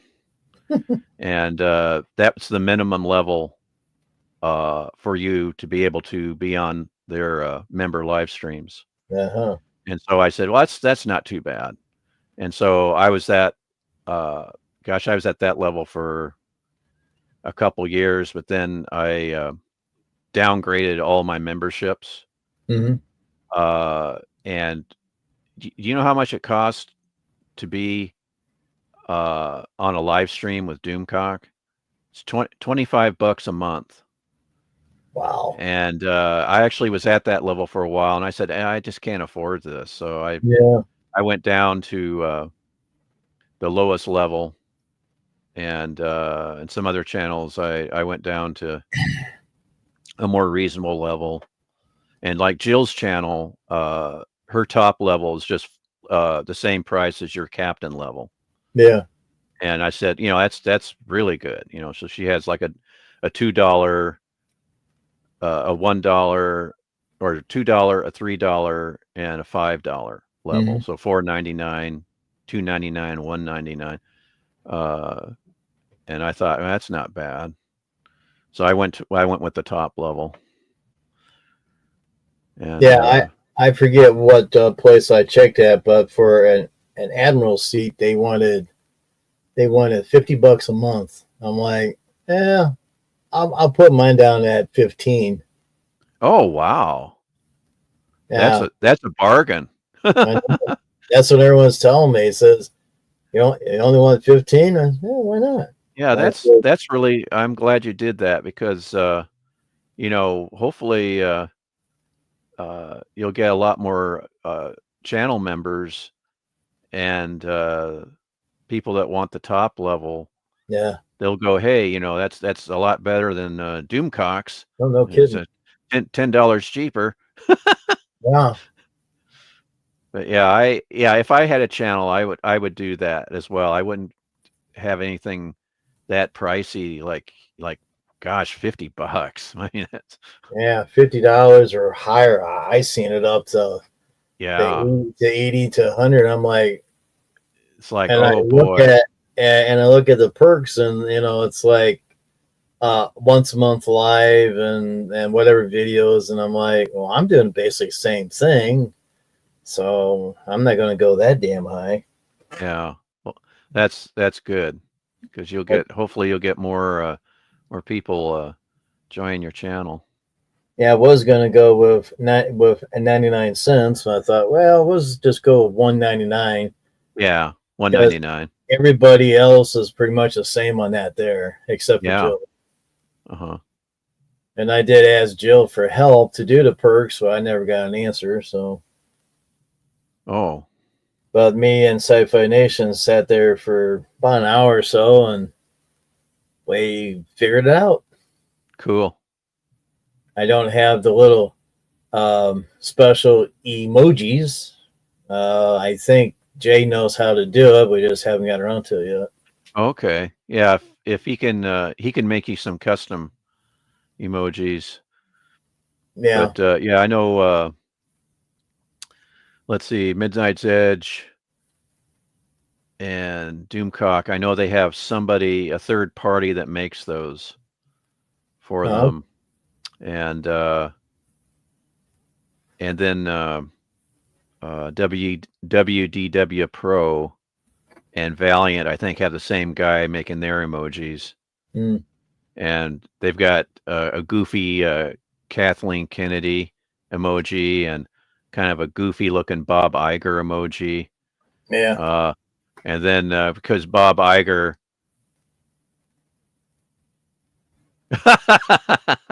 there you go. Yeah. Now I'm pretty sure, Lemon, that it was comments that you and I had in a chat, probably on a Lost in Space stream, maybe. Yeah. And I just said, "What you think of them apples?" And it's stuck ever since. It's been bobbing up and down ever since. Yeah, I just continuing phrases that I learned from my parents. Mm-hmm. You know, like, two shakes of a lamb's tail. And what's another one? My dad would say, what? Well, it's like, I'm sure it was a character before the Looney Tunes adopted it, but he would say, "What a revolting development this is," and I'm sure that's some radio character that first said that. But my dad actually would say that. And another one, and I always thought of Sylvester, but my dad actually would say, "Suffer and succotash." Yeah. But yeah, it was just a friendly joshing back and forth. Yeah. I don't. Hey, Daniel, what's up? Oh, Daniel, my fellow Bond fan. The link's on top. It's posted. Yeah. At least you can find my link. Last time Gorilla had a link, he said it's in the chat. It was never posted. I didn't see it. I refreshed my damn page 4 times and couldn't find the damn thing. Oh, really? So yeah, it's odd. So I did punch up. I says, "Well, Commodore is unable to beam up without a link," and I left.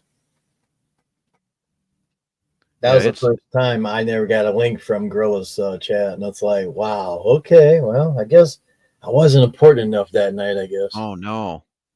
But then he had hell break loose, so I just sat there and like, oh, I had something similar like that myself. Yeah.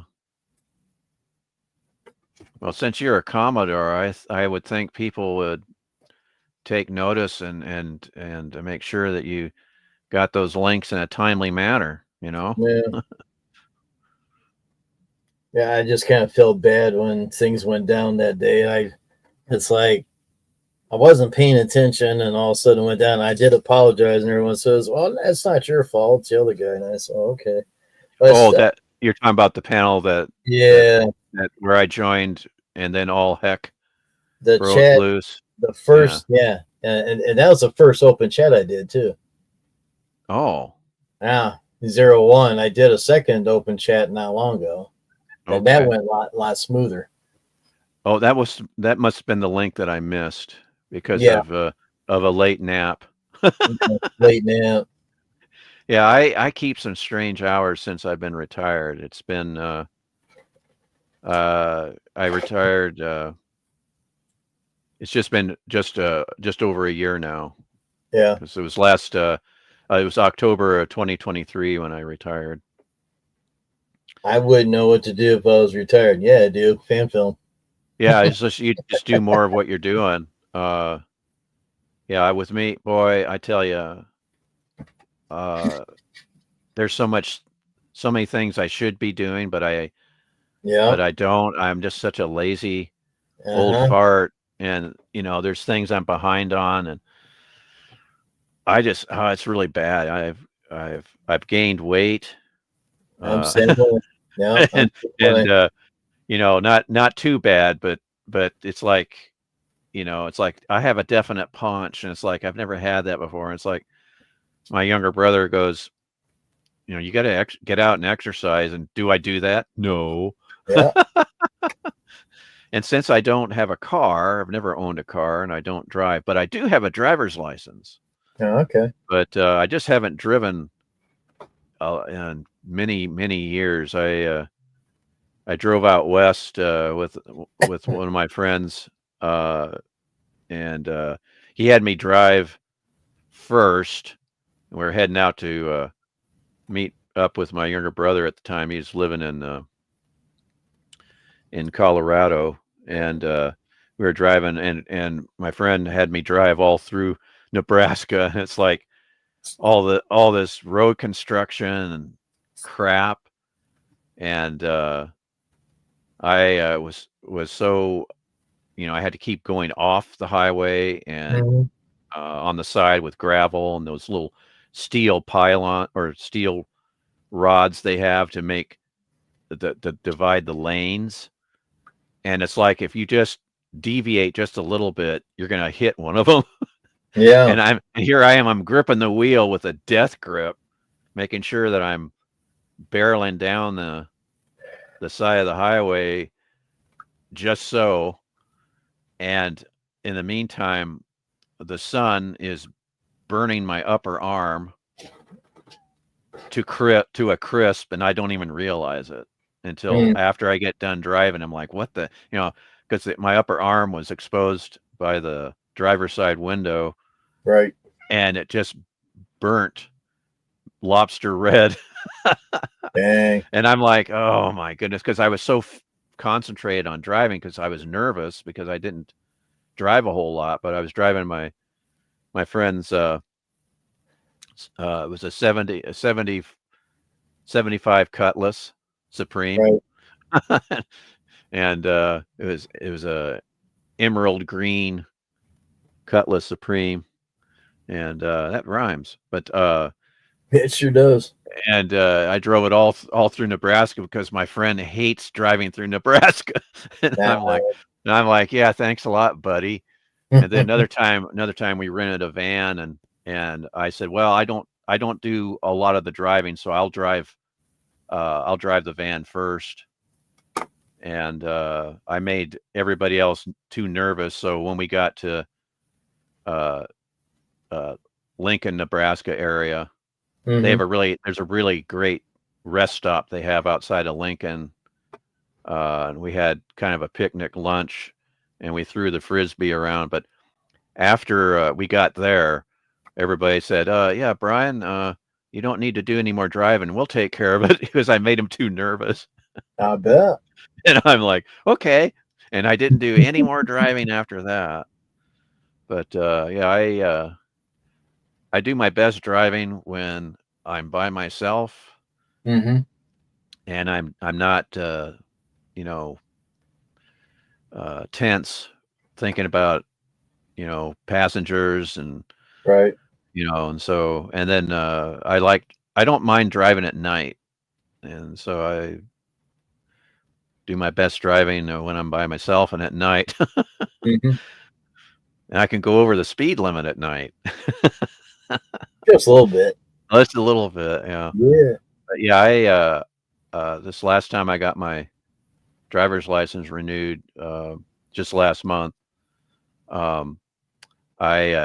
went through that process where you get verified, and you get that little star on the right-hand side. It was they had, I think it was like they started that like a couple years ago, I think. Fairly recently, because I didn't know a thing about it until this is when I was still working. My coworker showed me he got his license renewed, and he was telling me about this verification that it'll be required for you to have that in order to fly within our country. So, so to board a plane, you know, that that'll smooth the process, make it a lot quicker if you have that star, because that means you verified with the DMV.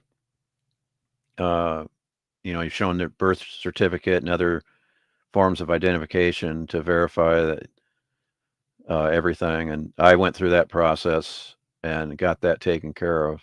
I'm not sure if I'm going to be flying, but if I do, I'll have that verification. I bet. Now, one of these days, my two of my brothers, the three of us, we want to go to the old country, which is Norway. And my older brother, he's been there twice already. And it's like, well, the three of us need to go over there.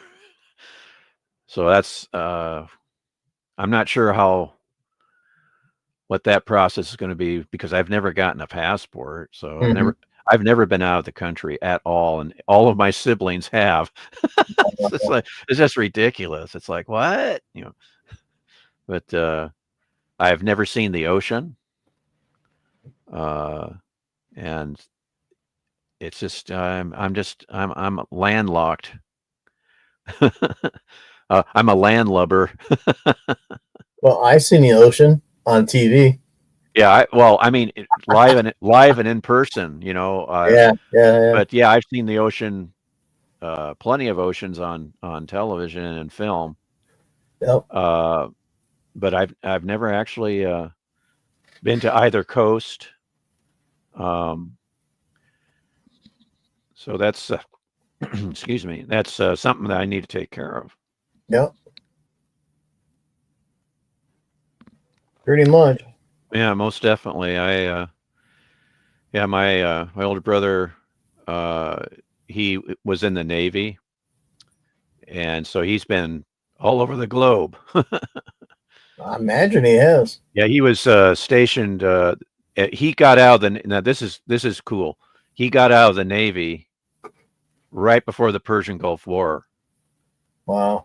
And so, yeah, he got out the August before, I think, the Persian Gulf War. I think that was January, February.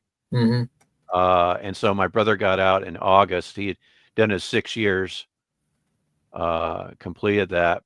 And of course, they did ask him to come back because of the conflict. But he was like, "No, I'm good." Yep. But yeah, he was on the USS Constellation, that aircraft carrier. And the thing is, what was the carrier force that first went over to the Gulf before all hell broke loose 6 months later? The Constellation. And I know my mom and my older sister, they were all panicky. And I said, Rick is on a floating city in the sea, and they've got so much firepower, not only on the carrier, but surrounding the carrier, all the, you know, I said that he's very well protected, so I'm not worried one bit. But thankfully he didn't have to go into the conflict when it was a full-fledged war. Mm-hmm. But if he did, you know, he'd still be the safest place you could be. Yep. And because he wouldn't be on the ground anywhere. He would be in the sea, or on the sea, excuse me. All that firepower. But yeah, he got his schooling, his computer training, all in the Navy. And when he came out, you know, he got a top end job, Mm-hmm. and he's still he turned 70 just a few weeks ago, Wow. and he's still going at it. And I was like, I keep bugging him. I go, Rick, That's when good. are you gonna retire? Keep You know, on going. Keep on moving around. he's talking about it, but he's got so many irons in the fire. He's a pretty busy guy. Yeah. And so he's got his job, but he's got all these little side jobs too that he's making some extra money That's good. because he's got so many people that rely on him for computer support. Right. You know, but he does charge for that, so it's that's a good thing he does. He used to work before he went into the Navy. He worked for the school district as an IT person and a security guy for the computer and email networks.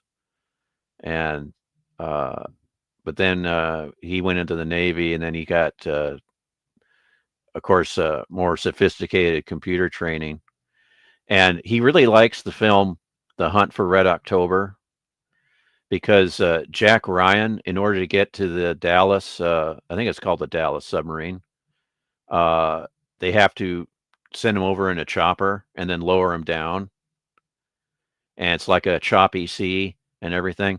And my brother went through the exact process to go troubleshoot one of the ships that was having computer problems. And so they took him by helicopter from the Constellation to this other ship and lowered him the same way, like they did Jack Ryan's character. And within an hour, he had the computers up and running. And so he got several commendations because he was a good troubleshooter. That's good. And yeah, it was cool. I'm glad that he got that experience. And it was because my older brother went into the Navy. That kind of reconciled him and my father because there was a kind of a splintered kind of relationship there. And he was kind of we couldn't really talk about him in front of our father or our sister-in-law, and my dad acted like they didn't exist for a number of years. But when my brother was in the Navy, there would be times I'd be talking to my dad, and he would just matter-of-factly talk about Rick and where he was located on the Constellation. You know, and I was going, oh, okay, that's interesting. And so once Rick got out of the Navy, he came over to the house, and it was like nothing had ever happened. Everything was peachy. So I thought that was kind of interesting. That my father gained a little more respect for Rick, and just dropped that whole thing. And it's really funny. My sister-in-law, may she rest in peace. Unfortunately, she passed away in 2010. But when I would go over to my brother's house, I would tease my sister-in-law. And once everything was fine and reconciled, and my brother and my sister-in-law, my older brother and my sister-in-law could come over to the family home, and my dad teased my sister-in-law exactly the same way as I did years before. It was hilarious. It's like, yeah, kind of runs in the family, I guess. But I thought that was pretty cool. Yeah, it sure is. But yeah, my kitty cats need to be fed. Yep, that sounds good too. Lunchtime, dinner. It's yeah. I don't want to say the other word. Yeah. For dinner, because that's the key word. I'll say SUPPER, You And know, they're and they going, and they go nuts when I say that word because that's the key word. But are you going to still be streaming here or? I'll probably go ahead and shut her down. Oh, okay. I mean, we've been going for about 2 hours. Yeah. Well, of course, except for me, I got here late. It's all right. But yeah. I mean that you kept the chat kept going, and you do have the rank of captain. So hey, Ooh. Yeah. You're only one jump away from Commodore. Yeah, I don't know if I want to be a Commodore because I keep thinking of, Commodore Decker. Yeah, He lost his ship and his crew and he kind of went a little nuts there. Well, me and Sci-Fi Nation was supposed to be he was supposed to interview me last night, but he made it open for everybody. And you know how hard it is to concentrate on that when everybody's in the chat and like interrupting. Usually when you interview someone, it's the interviewer and the interviewee, and that's it. Yeah, that would be an ideal. Yeah. And just record it that way and then post it as a video and not have any distraction. That's the best way to do it. Yeah, I agree. Yeah, I was thinking down the road, since I do have a news reporter, I was thinking about the news reporter is going to interview Commodore Boone. Okay. He's going to be on the bridge and all that, and pretty much do the same thing what this one guy did when he interviewed me. We was on there for about a good hour or so, and I had other people up there with me, and we all told the stories how we started and all that. But if you go over to Sci-Fi Nation, it's pretty much over there on his side. That the first 15, 20 minutes was basically me and him talking about what, how I started and all that. Yeah. But I was hoping that an interview is just two people, not everybody. But whatever, it's his channel. He does it the way he wants to do it. Yeah. Yeah, you definitely don't want me interfering with an interview because I'll just talk and talk. Hey, that's just the way it goes. Yeah. Yeah, I was the thing is I was because of the way I was raised, Mm-hmm. There was a period of time where I was, a quiet child, and in school, the teachers don't like quiet kids. I know. They just like Brian's too quiet, and it's like, and of course, when I would be home, it would be different. Of course, when my dad would come home every weekend, all he wanted was quiet, and so it was kind of the my home life readjusting to my dad every weekend, because he'd be gone all week and then he'd be home just every weekend, and he was he ruled the house with an iron fist. Yeah, he wanted quiet, and so when I was in a setting where there's adult, the teachers and stuff, and I wanted to be behaved like I am at home with my father, right? It's like, no, I'm just too quiet. It's like, and the thing is, I found out from my mom. They go, well, they said the same thing about your older brother. It's like, for crying out loud. It's like, yeah, it just depends on the setting, and and there's some kids that are just in a group. They're a little more subdued sometimes, but yeah, I just and what my mom would tell me after her teacher parent conferences, I actually laughed out loud. Some of the stuff they were saying, and my mom was like flabbergasted at what they were saying about me. That was just totally wrong. Right. And my mom and my dad actually talked to some of the higher ups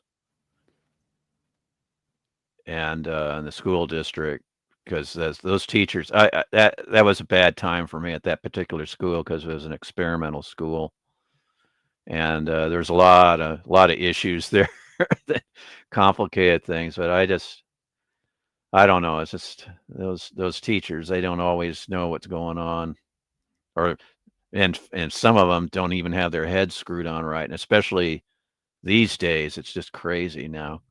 Oh yeah. It's a lot worse than it was back when I was in an experimental school and we didn't have grades. You know, it's like I was like, what? I felt like like an actor. You know, the cliche. What's my motivation? Mm-hmm. You're not going to give me a grade. What's my motivation? Yeah, And I wasn't in third grade. I was in what they call it, intermediate 2. You know, primary 1 is first grade. Primary 3, I guess, would be third grade. Then secondary 1, secondary 2, secondary 3. I think is how they term 4th, 5th, and 6th grade. It's just stupid. Yeah. Crazy. Yeah, that was bad time. That was early. It was late 60s, early 70s. Hated that school. The thing is, they redid all the districts, and the thing is, that school was just that's about like 3 blocks away from where I lived. Mm-hmm.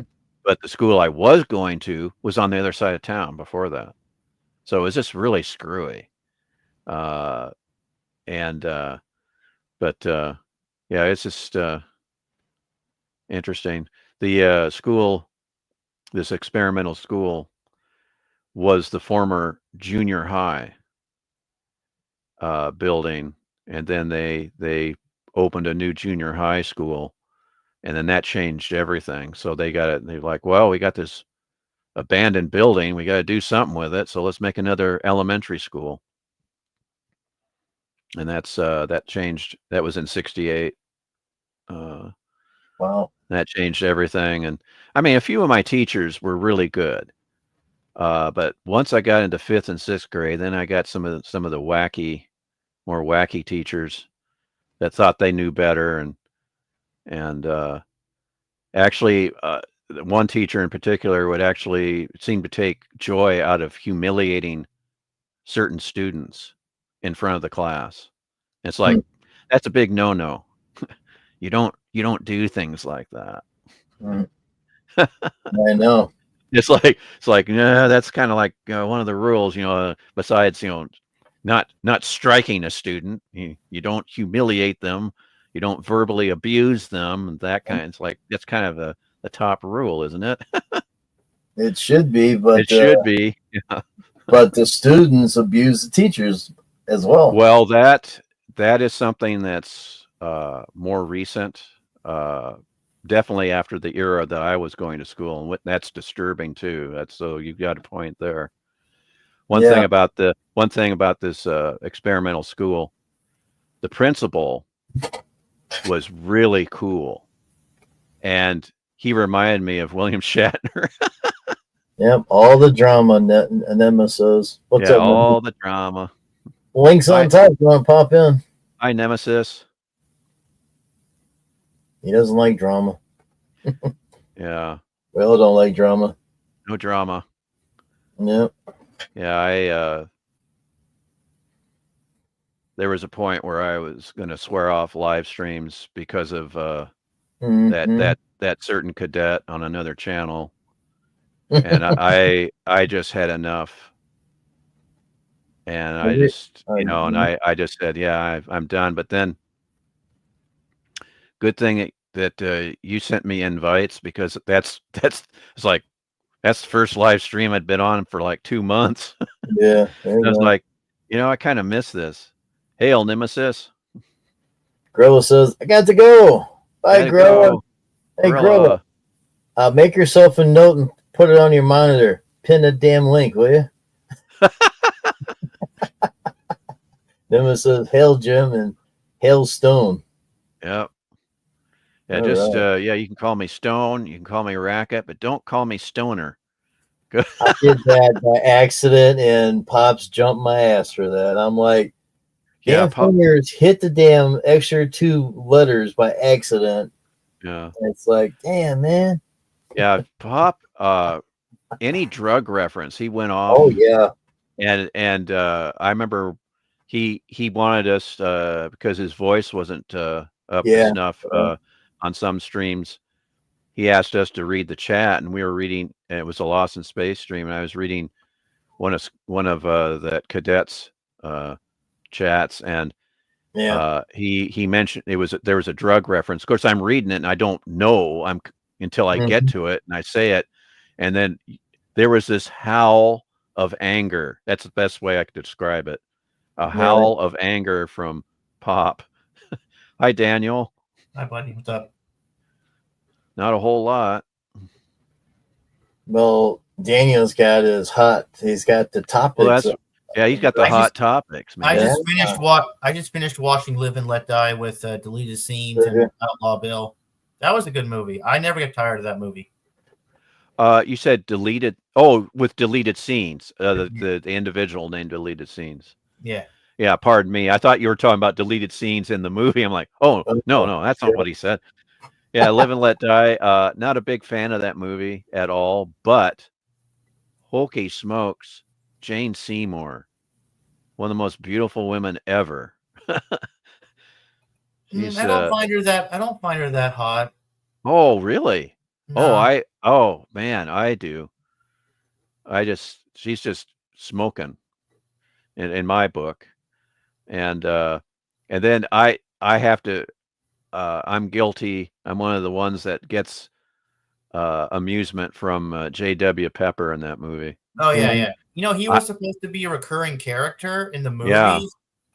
Yeah. He made an appearance in the Man with the Golden Gun. Yeah, in Shanghai. He was supposed to make an appearance in the other movies too, but for some reason they let it go. Yeah.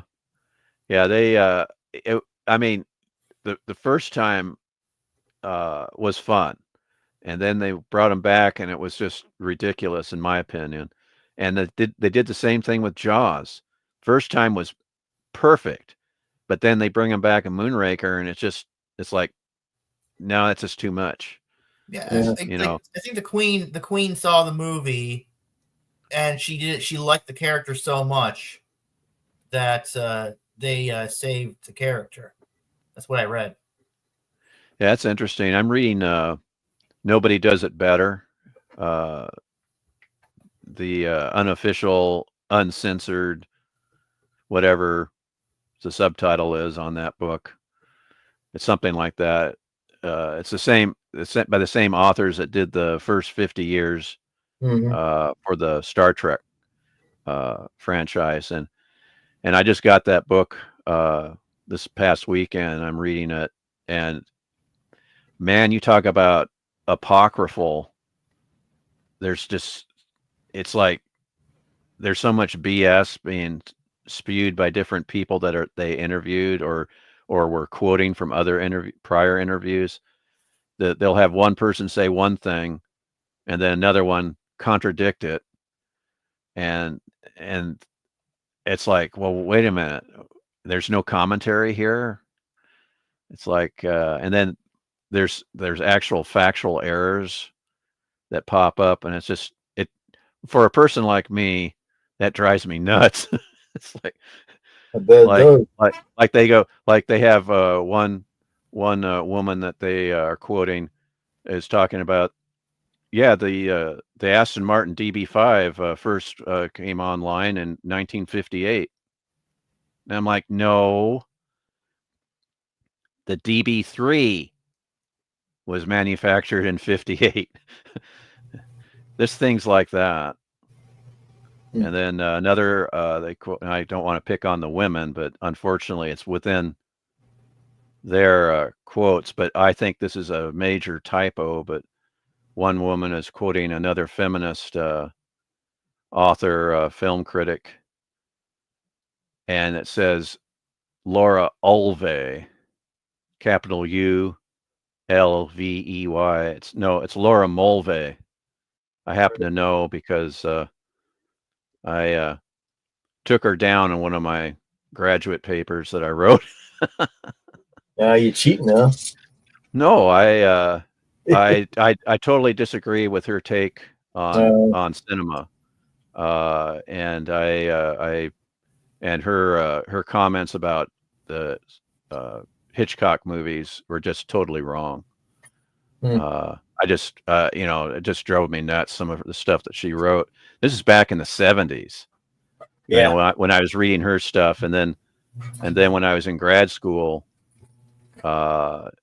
in the early 80s, I got an opportunity to write a paper where I took her to task, because she was at the forefront of feminist film theory and criticism, and her whole take with Hitchcock was just flat wrong.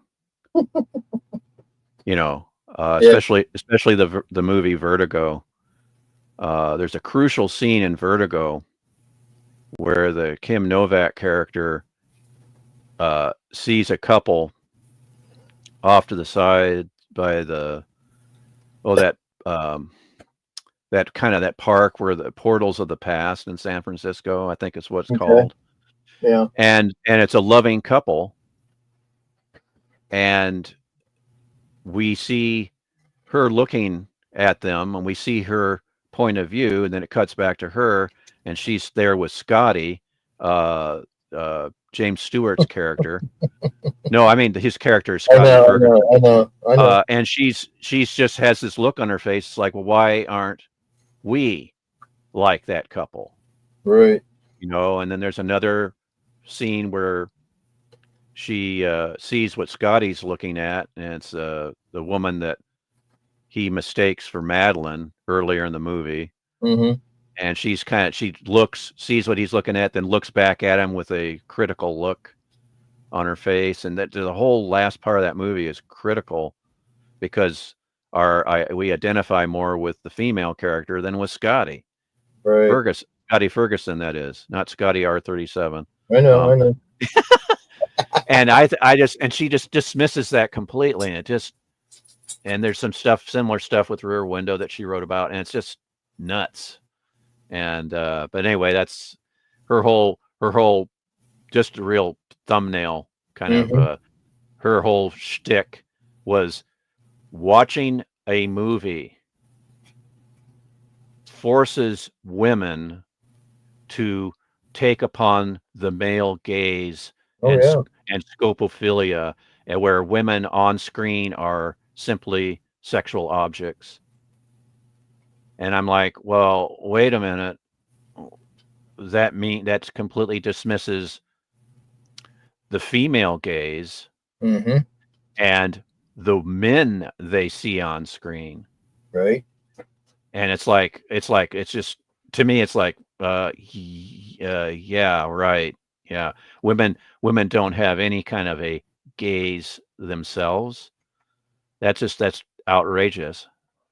It's just this, let's fight the patriarchy, and cinema is evil, and it's a patriarchal construct, and it forces women to. It's like, are you kidding me? Are you telling me that when women saw Sean Connery without his shirt, or Christopher Reeve as Superman, they weren't going gaga? It's like, wait a minute. Yeah. But anyway, that's neither here nor there. I'm sorry to get on that digression, but that's just a pet peeve of mine. But it's an interesting book because they have a lot. They got a lot of quotes from interviews they did, and then other interviews that they quote from prior sources. And it's kind of a hodgepodge. It's an easy book for them to write, right? Because they don't write a whole lot of original stuff. They just are quoting people, but they put it in a somewhat chronological order. Even though some of the people talk about movies that are yet to be made in chapters from the Bond films from the 60s, they'll mention stuff that they worked on in the 80s, but basically it's broken down by movie. And yeah, it's just it's a lot of fun to read what because they talk to so many people on the production, and then some critics, and of course you get the feminist critics. Oh, isn't that fun to read about what they think of Bond and the Bond girls, especially the Sean Connery movies. Yep. It's kind of like, yeah, he didn't treat the women too nice, did he? He was pretty tough. Sounds like it. Well, I mean, you watch those movies and he coerces women into sex, Mm. and he actually in Thunderball, Patricia Fearing, I think, isn't that her name, Daniel, the nurse? Yeah, I think so. Yeah. It's sexual blackmail. That's what you would call it. His seduction of her. And it's kind of like, oh man, because those things are not in the novels. He's not doing things like that in the novels in that particular way, even though Ian Fleming, of course, is accused of being a misogynist. Wow.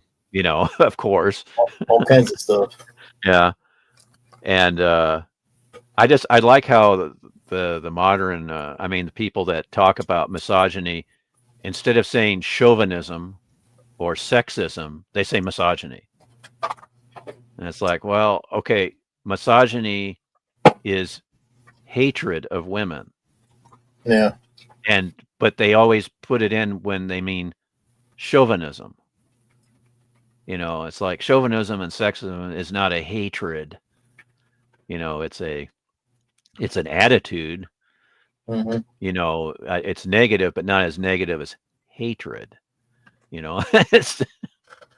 I don't know. Kind of weird.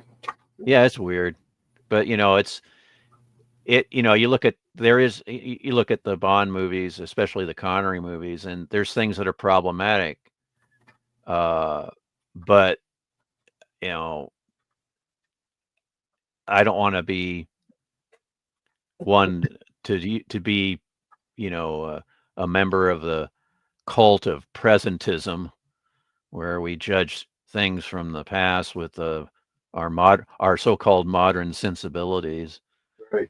I just take it in stride. Of course, I grew up with this stuff, so it's a little easier for me to forgive. Kind of like, but it's interesting the way they changed Bond throughout the decades.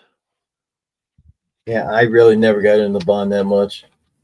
Yeah, it's Timothy Dalton. I don't know if Daniel will think or will agree with me, but Timothy Dalton, and especially in Living Daylights, he's more of a charmer than Connery was. Yeah. As far as being a Bond, and one thing that's nice in that movie, his focus is on one woman, and that's one thing that my big beef with the Bond producers is it's just they have Bond seducing multiple women. Leave them there. Sorry about that. Uh-oh, someone off. I'll come and get him. Someone's trying to intrude on Daniel's live stream panel talk. Oh, that's now and then. Yeah. But I was 10 years old when I first saw my first James Bond movie. That's how old I was when I saw Thunderball. Mm-hmm. And You Only Live Twice. It was re-released as a double feature. And I just blew my mind. I was hooked. So I had to see every James Bond movie after that. So every movie and double feature that came my way after that was in August of 70. Every Bond movie that was released after that, and they would one thing was cool, they would bring them back as a double feature. So pay for one movie but see two. Mhm. And they did that quite a bit with the earlier Bonds. The last one that I went to, the last time that they did that in my area was the first two Roger Moore James Bond movies, Live and Let Die and The Man with the Golden Gun. They brought that back as a double feature. And that was up to that time, that was the longest gap between Bond movies. Was Man with the Golden Gun was released in December of '74, Mhm. and the next Bond movie wasn't released until July of '77. Interesting. Late June. I think it was June 27th or something like that. But I didn't get it until July in my area, The Spy Who Loved Me, because 1977 is the summer of Star Wars. Oh. Yeah, and so Star Wars and Spy Who Loved Me and Smokey and the Bandit, I think, were the top movies. Mhm. And but yeah, that's as far as my local theater, because of that stinking Smokey and the Bandit movie, we didn't get Spy Who Loved Me until the fall. Oh, really? And so I had to go to another town to see. I had to go down to our capital city, Des Moines, to see The Spy Who Loved Me on its opening weekend because, of course, Des Moines had so many more theaters than my hometown, and Right. but because of the United Artists and their contract with the campus town theaters, the Bond movie didn't get there until after Smoking the Bandit had finished its run. And I said, the heck with that. So Yeah. I went to Des Moines to see The Spy Who Loved Me, and I had a chance to see it in Chicago too. But we just didn't have time. We went to Chicago that summer to see the King Tut exhibit that was at the Field Museum, and the thing is, not too far from our hotel, there was a well, oh, now I'm kind of a little vague on that because we walked around quite a bit, but there was a nice theater with a big marquee, and they had a big poster of The Spy Who Loved Me, and that was the big movie right there. So it was within walking distance from our hotel, but it was like, well, we didn't have time to do that. But Mhm. yeah, and also that was the last movie that I could sit. I went to the 7:00 show of The Spy Who Loved Me, and I was with my friends, and we just decided we're just going to stay and watch it again. So we watched the 9:00 show, and they didn't kick us out of the theater. They let us stay, but then after that, couldn't do that anymore because I tried to do that with Empire Strikes Back, Mhm. and they kicked us out. Well, I tell you, when Back to School came out, me and a couple of my friends, the theater wasn't busy at all. I mean, it was probably 6 or 10 of us in there. When the movie was over, we went and got more popcorn and drinks and stayed there. And they let us stay there. Oh, and cool. The only reason why that we stayed there because of the shower scene. I love that shower scene. You're perfect. Yeah, I actually went to that one. Did you? Rodney Dangerfield. Oh yeah, it was good. As Sally Kellerman is she's the English professor. Yep. And she's quoting something, and Rodney just kind of goes off. He's like, "Yes," Yes. Yeah. And then the whole thing where the business, I'm trying to think, was it a business administration professor or something? Yeah, And yeah. he goes, there's a whole lot of stuff that you left out. Like you got to pay the mafia off. You want to pour cement. Yeah, that was fun. That was We when don't Rodney. do business that way. Yeah, we don't. For Yeah, fun. Rodney after Caddyshack was kind of a thing. Yeah. He started doing a lot of movies, but yeah, Caddyshack. That was fun. Caddyshack was good. The second one wasn't that great. Yeah, I've only seen the first one. Saw that Yeah. in the theater, and Rodney stole that whole movie. Of course, I better rephrase that. Rodney and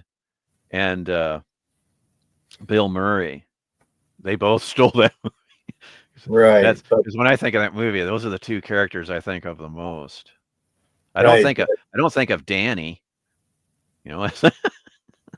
Yeah, but that was the first real movie that Rodney Dangerfield was in. Yeah. That was the very first one because he wasn't too sure if he's any good or not. Yeah, he was a scream in that one. Mm-hmm. And the way he would irritate the Ted Knight character, Mm-hmm. and yeah, that was a lot of fun. Yeah. And then Chevy Chase wasn't too bad either. He had some funny lines. Mm-hmm. Especially with that naked girl on the slide and everything. Yeah, what's that actress's name? Because she was in Tron. She was in Tron. And she was also in Bring 'Em Back Alive. The Indiana Jones ripoff TV show. There was Tales of the Gold Monkey and Bring 'Em Back Alive, and she was in Bring 'Em Back Alive. And the reason this is my toxic maleness coming through, but the reason I recognized her from Caddyshack, Tron, and then Bring 'Em Back Alive, I go, oh, I recognize that butt. Yeah. It's like, yeah, I can't think of her name though, but yeah, she had a distinctive figure. So I bet. I just went, oh, yeah, I recognize her from the back. From the back, not from the front, but from the back. Oh, she's a good looking gal, no doubt about it. But you know, yeah, I got to step away here. I got to feed my kitties. Okay, well, thanks for popping up there, Captain. Just keep your cadets in order. I'll try. I'll try. That's gonna be, oh boy, yeah, that's gonna be a task and a half, especially that one. I know. I just gonna say, especially that damn one. That guy's nuts. And then the other one, when he gets drinking, he starts talking over everybody. Everybody does that anymore. Well, I'm guilty of it, but not quite as bad as that guy. I do the same thing. Well, anyway, thanks again, Jim. No problem. Well, thank you. Yeah, and I'm more than happy to be a member of your channel. Oh, thank you. I think that's pretty cool.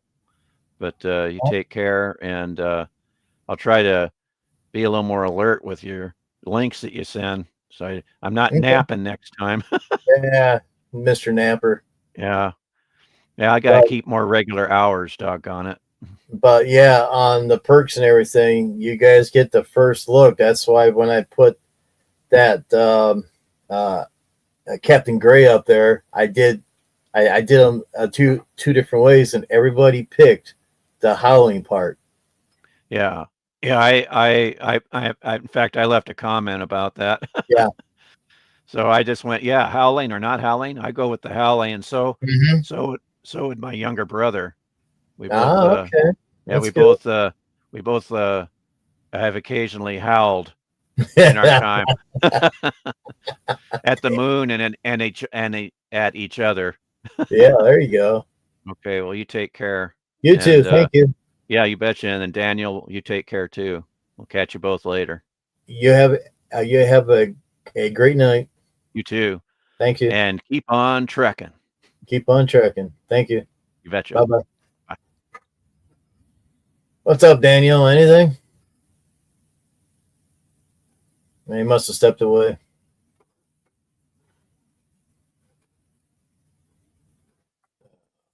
Trying to find my way back here. All right, everybody. Thanks for everybody coming in here. See if I can do this. Not that long of a list. I don't think it's long of a list. I want to thank Germ for coming in. Grilla popping in there. Hey, Grilla, make yourself a note. Post the damn thing. Even the dog agrees with me. Be Yourself Adventures. Thank you for coming in. Ronnie's World. Thank you very much. Suzanne. Yeah. Thanks for popping in there for a little bit. We still got 3 people in chat here. Let's see who else we got. Don't want to do the scrolling. Everybody's doing that. Even the dog's excited over that here. She's just going to town. I think that's pretty much it. Stone Racket, thank you for coming in. Sci-Fi Nation, Jay, thanks for coming in. Daniel Hot Topics, thanks for coming in. I drank all my drink and everything, getting dry mouth here. Lemon Pie, thank you very much for popping in. I think that's about it. Oh, Nemesis of Eden, thank you very much. I pop into his channel a little bit. Check out Nemesis of Eden over there. He's doing a lot of gaming over there, and he'll talk about stuff that's going on. So, alrighty then, we'll find out intro, and we'll get going here. And of course, when you want to do something always sticks. You can't even get out the door. But since I screwed up on this, you might as well figure that it was an open panel tonight.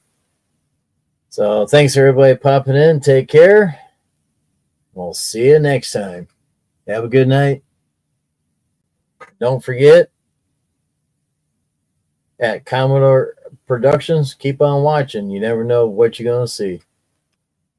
Have a good one. Bye-bye.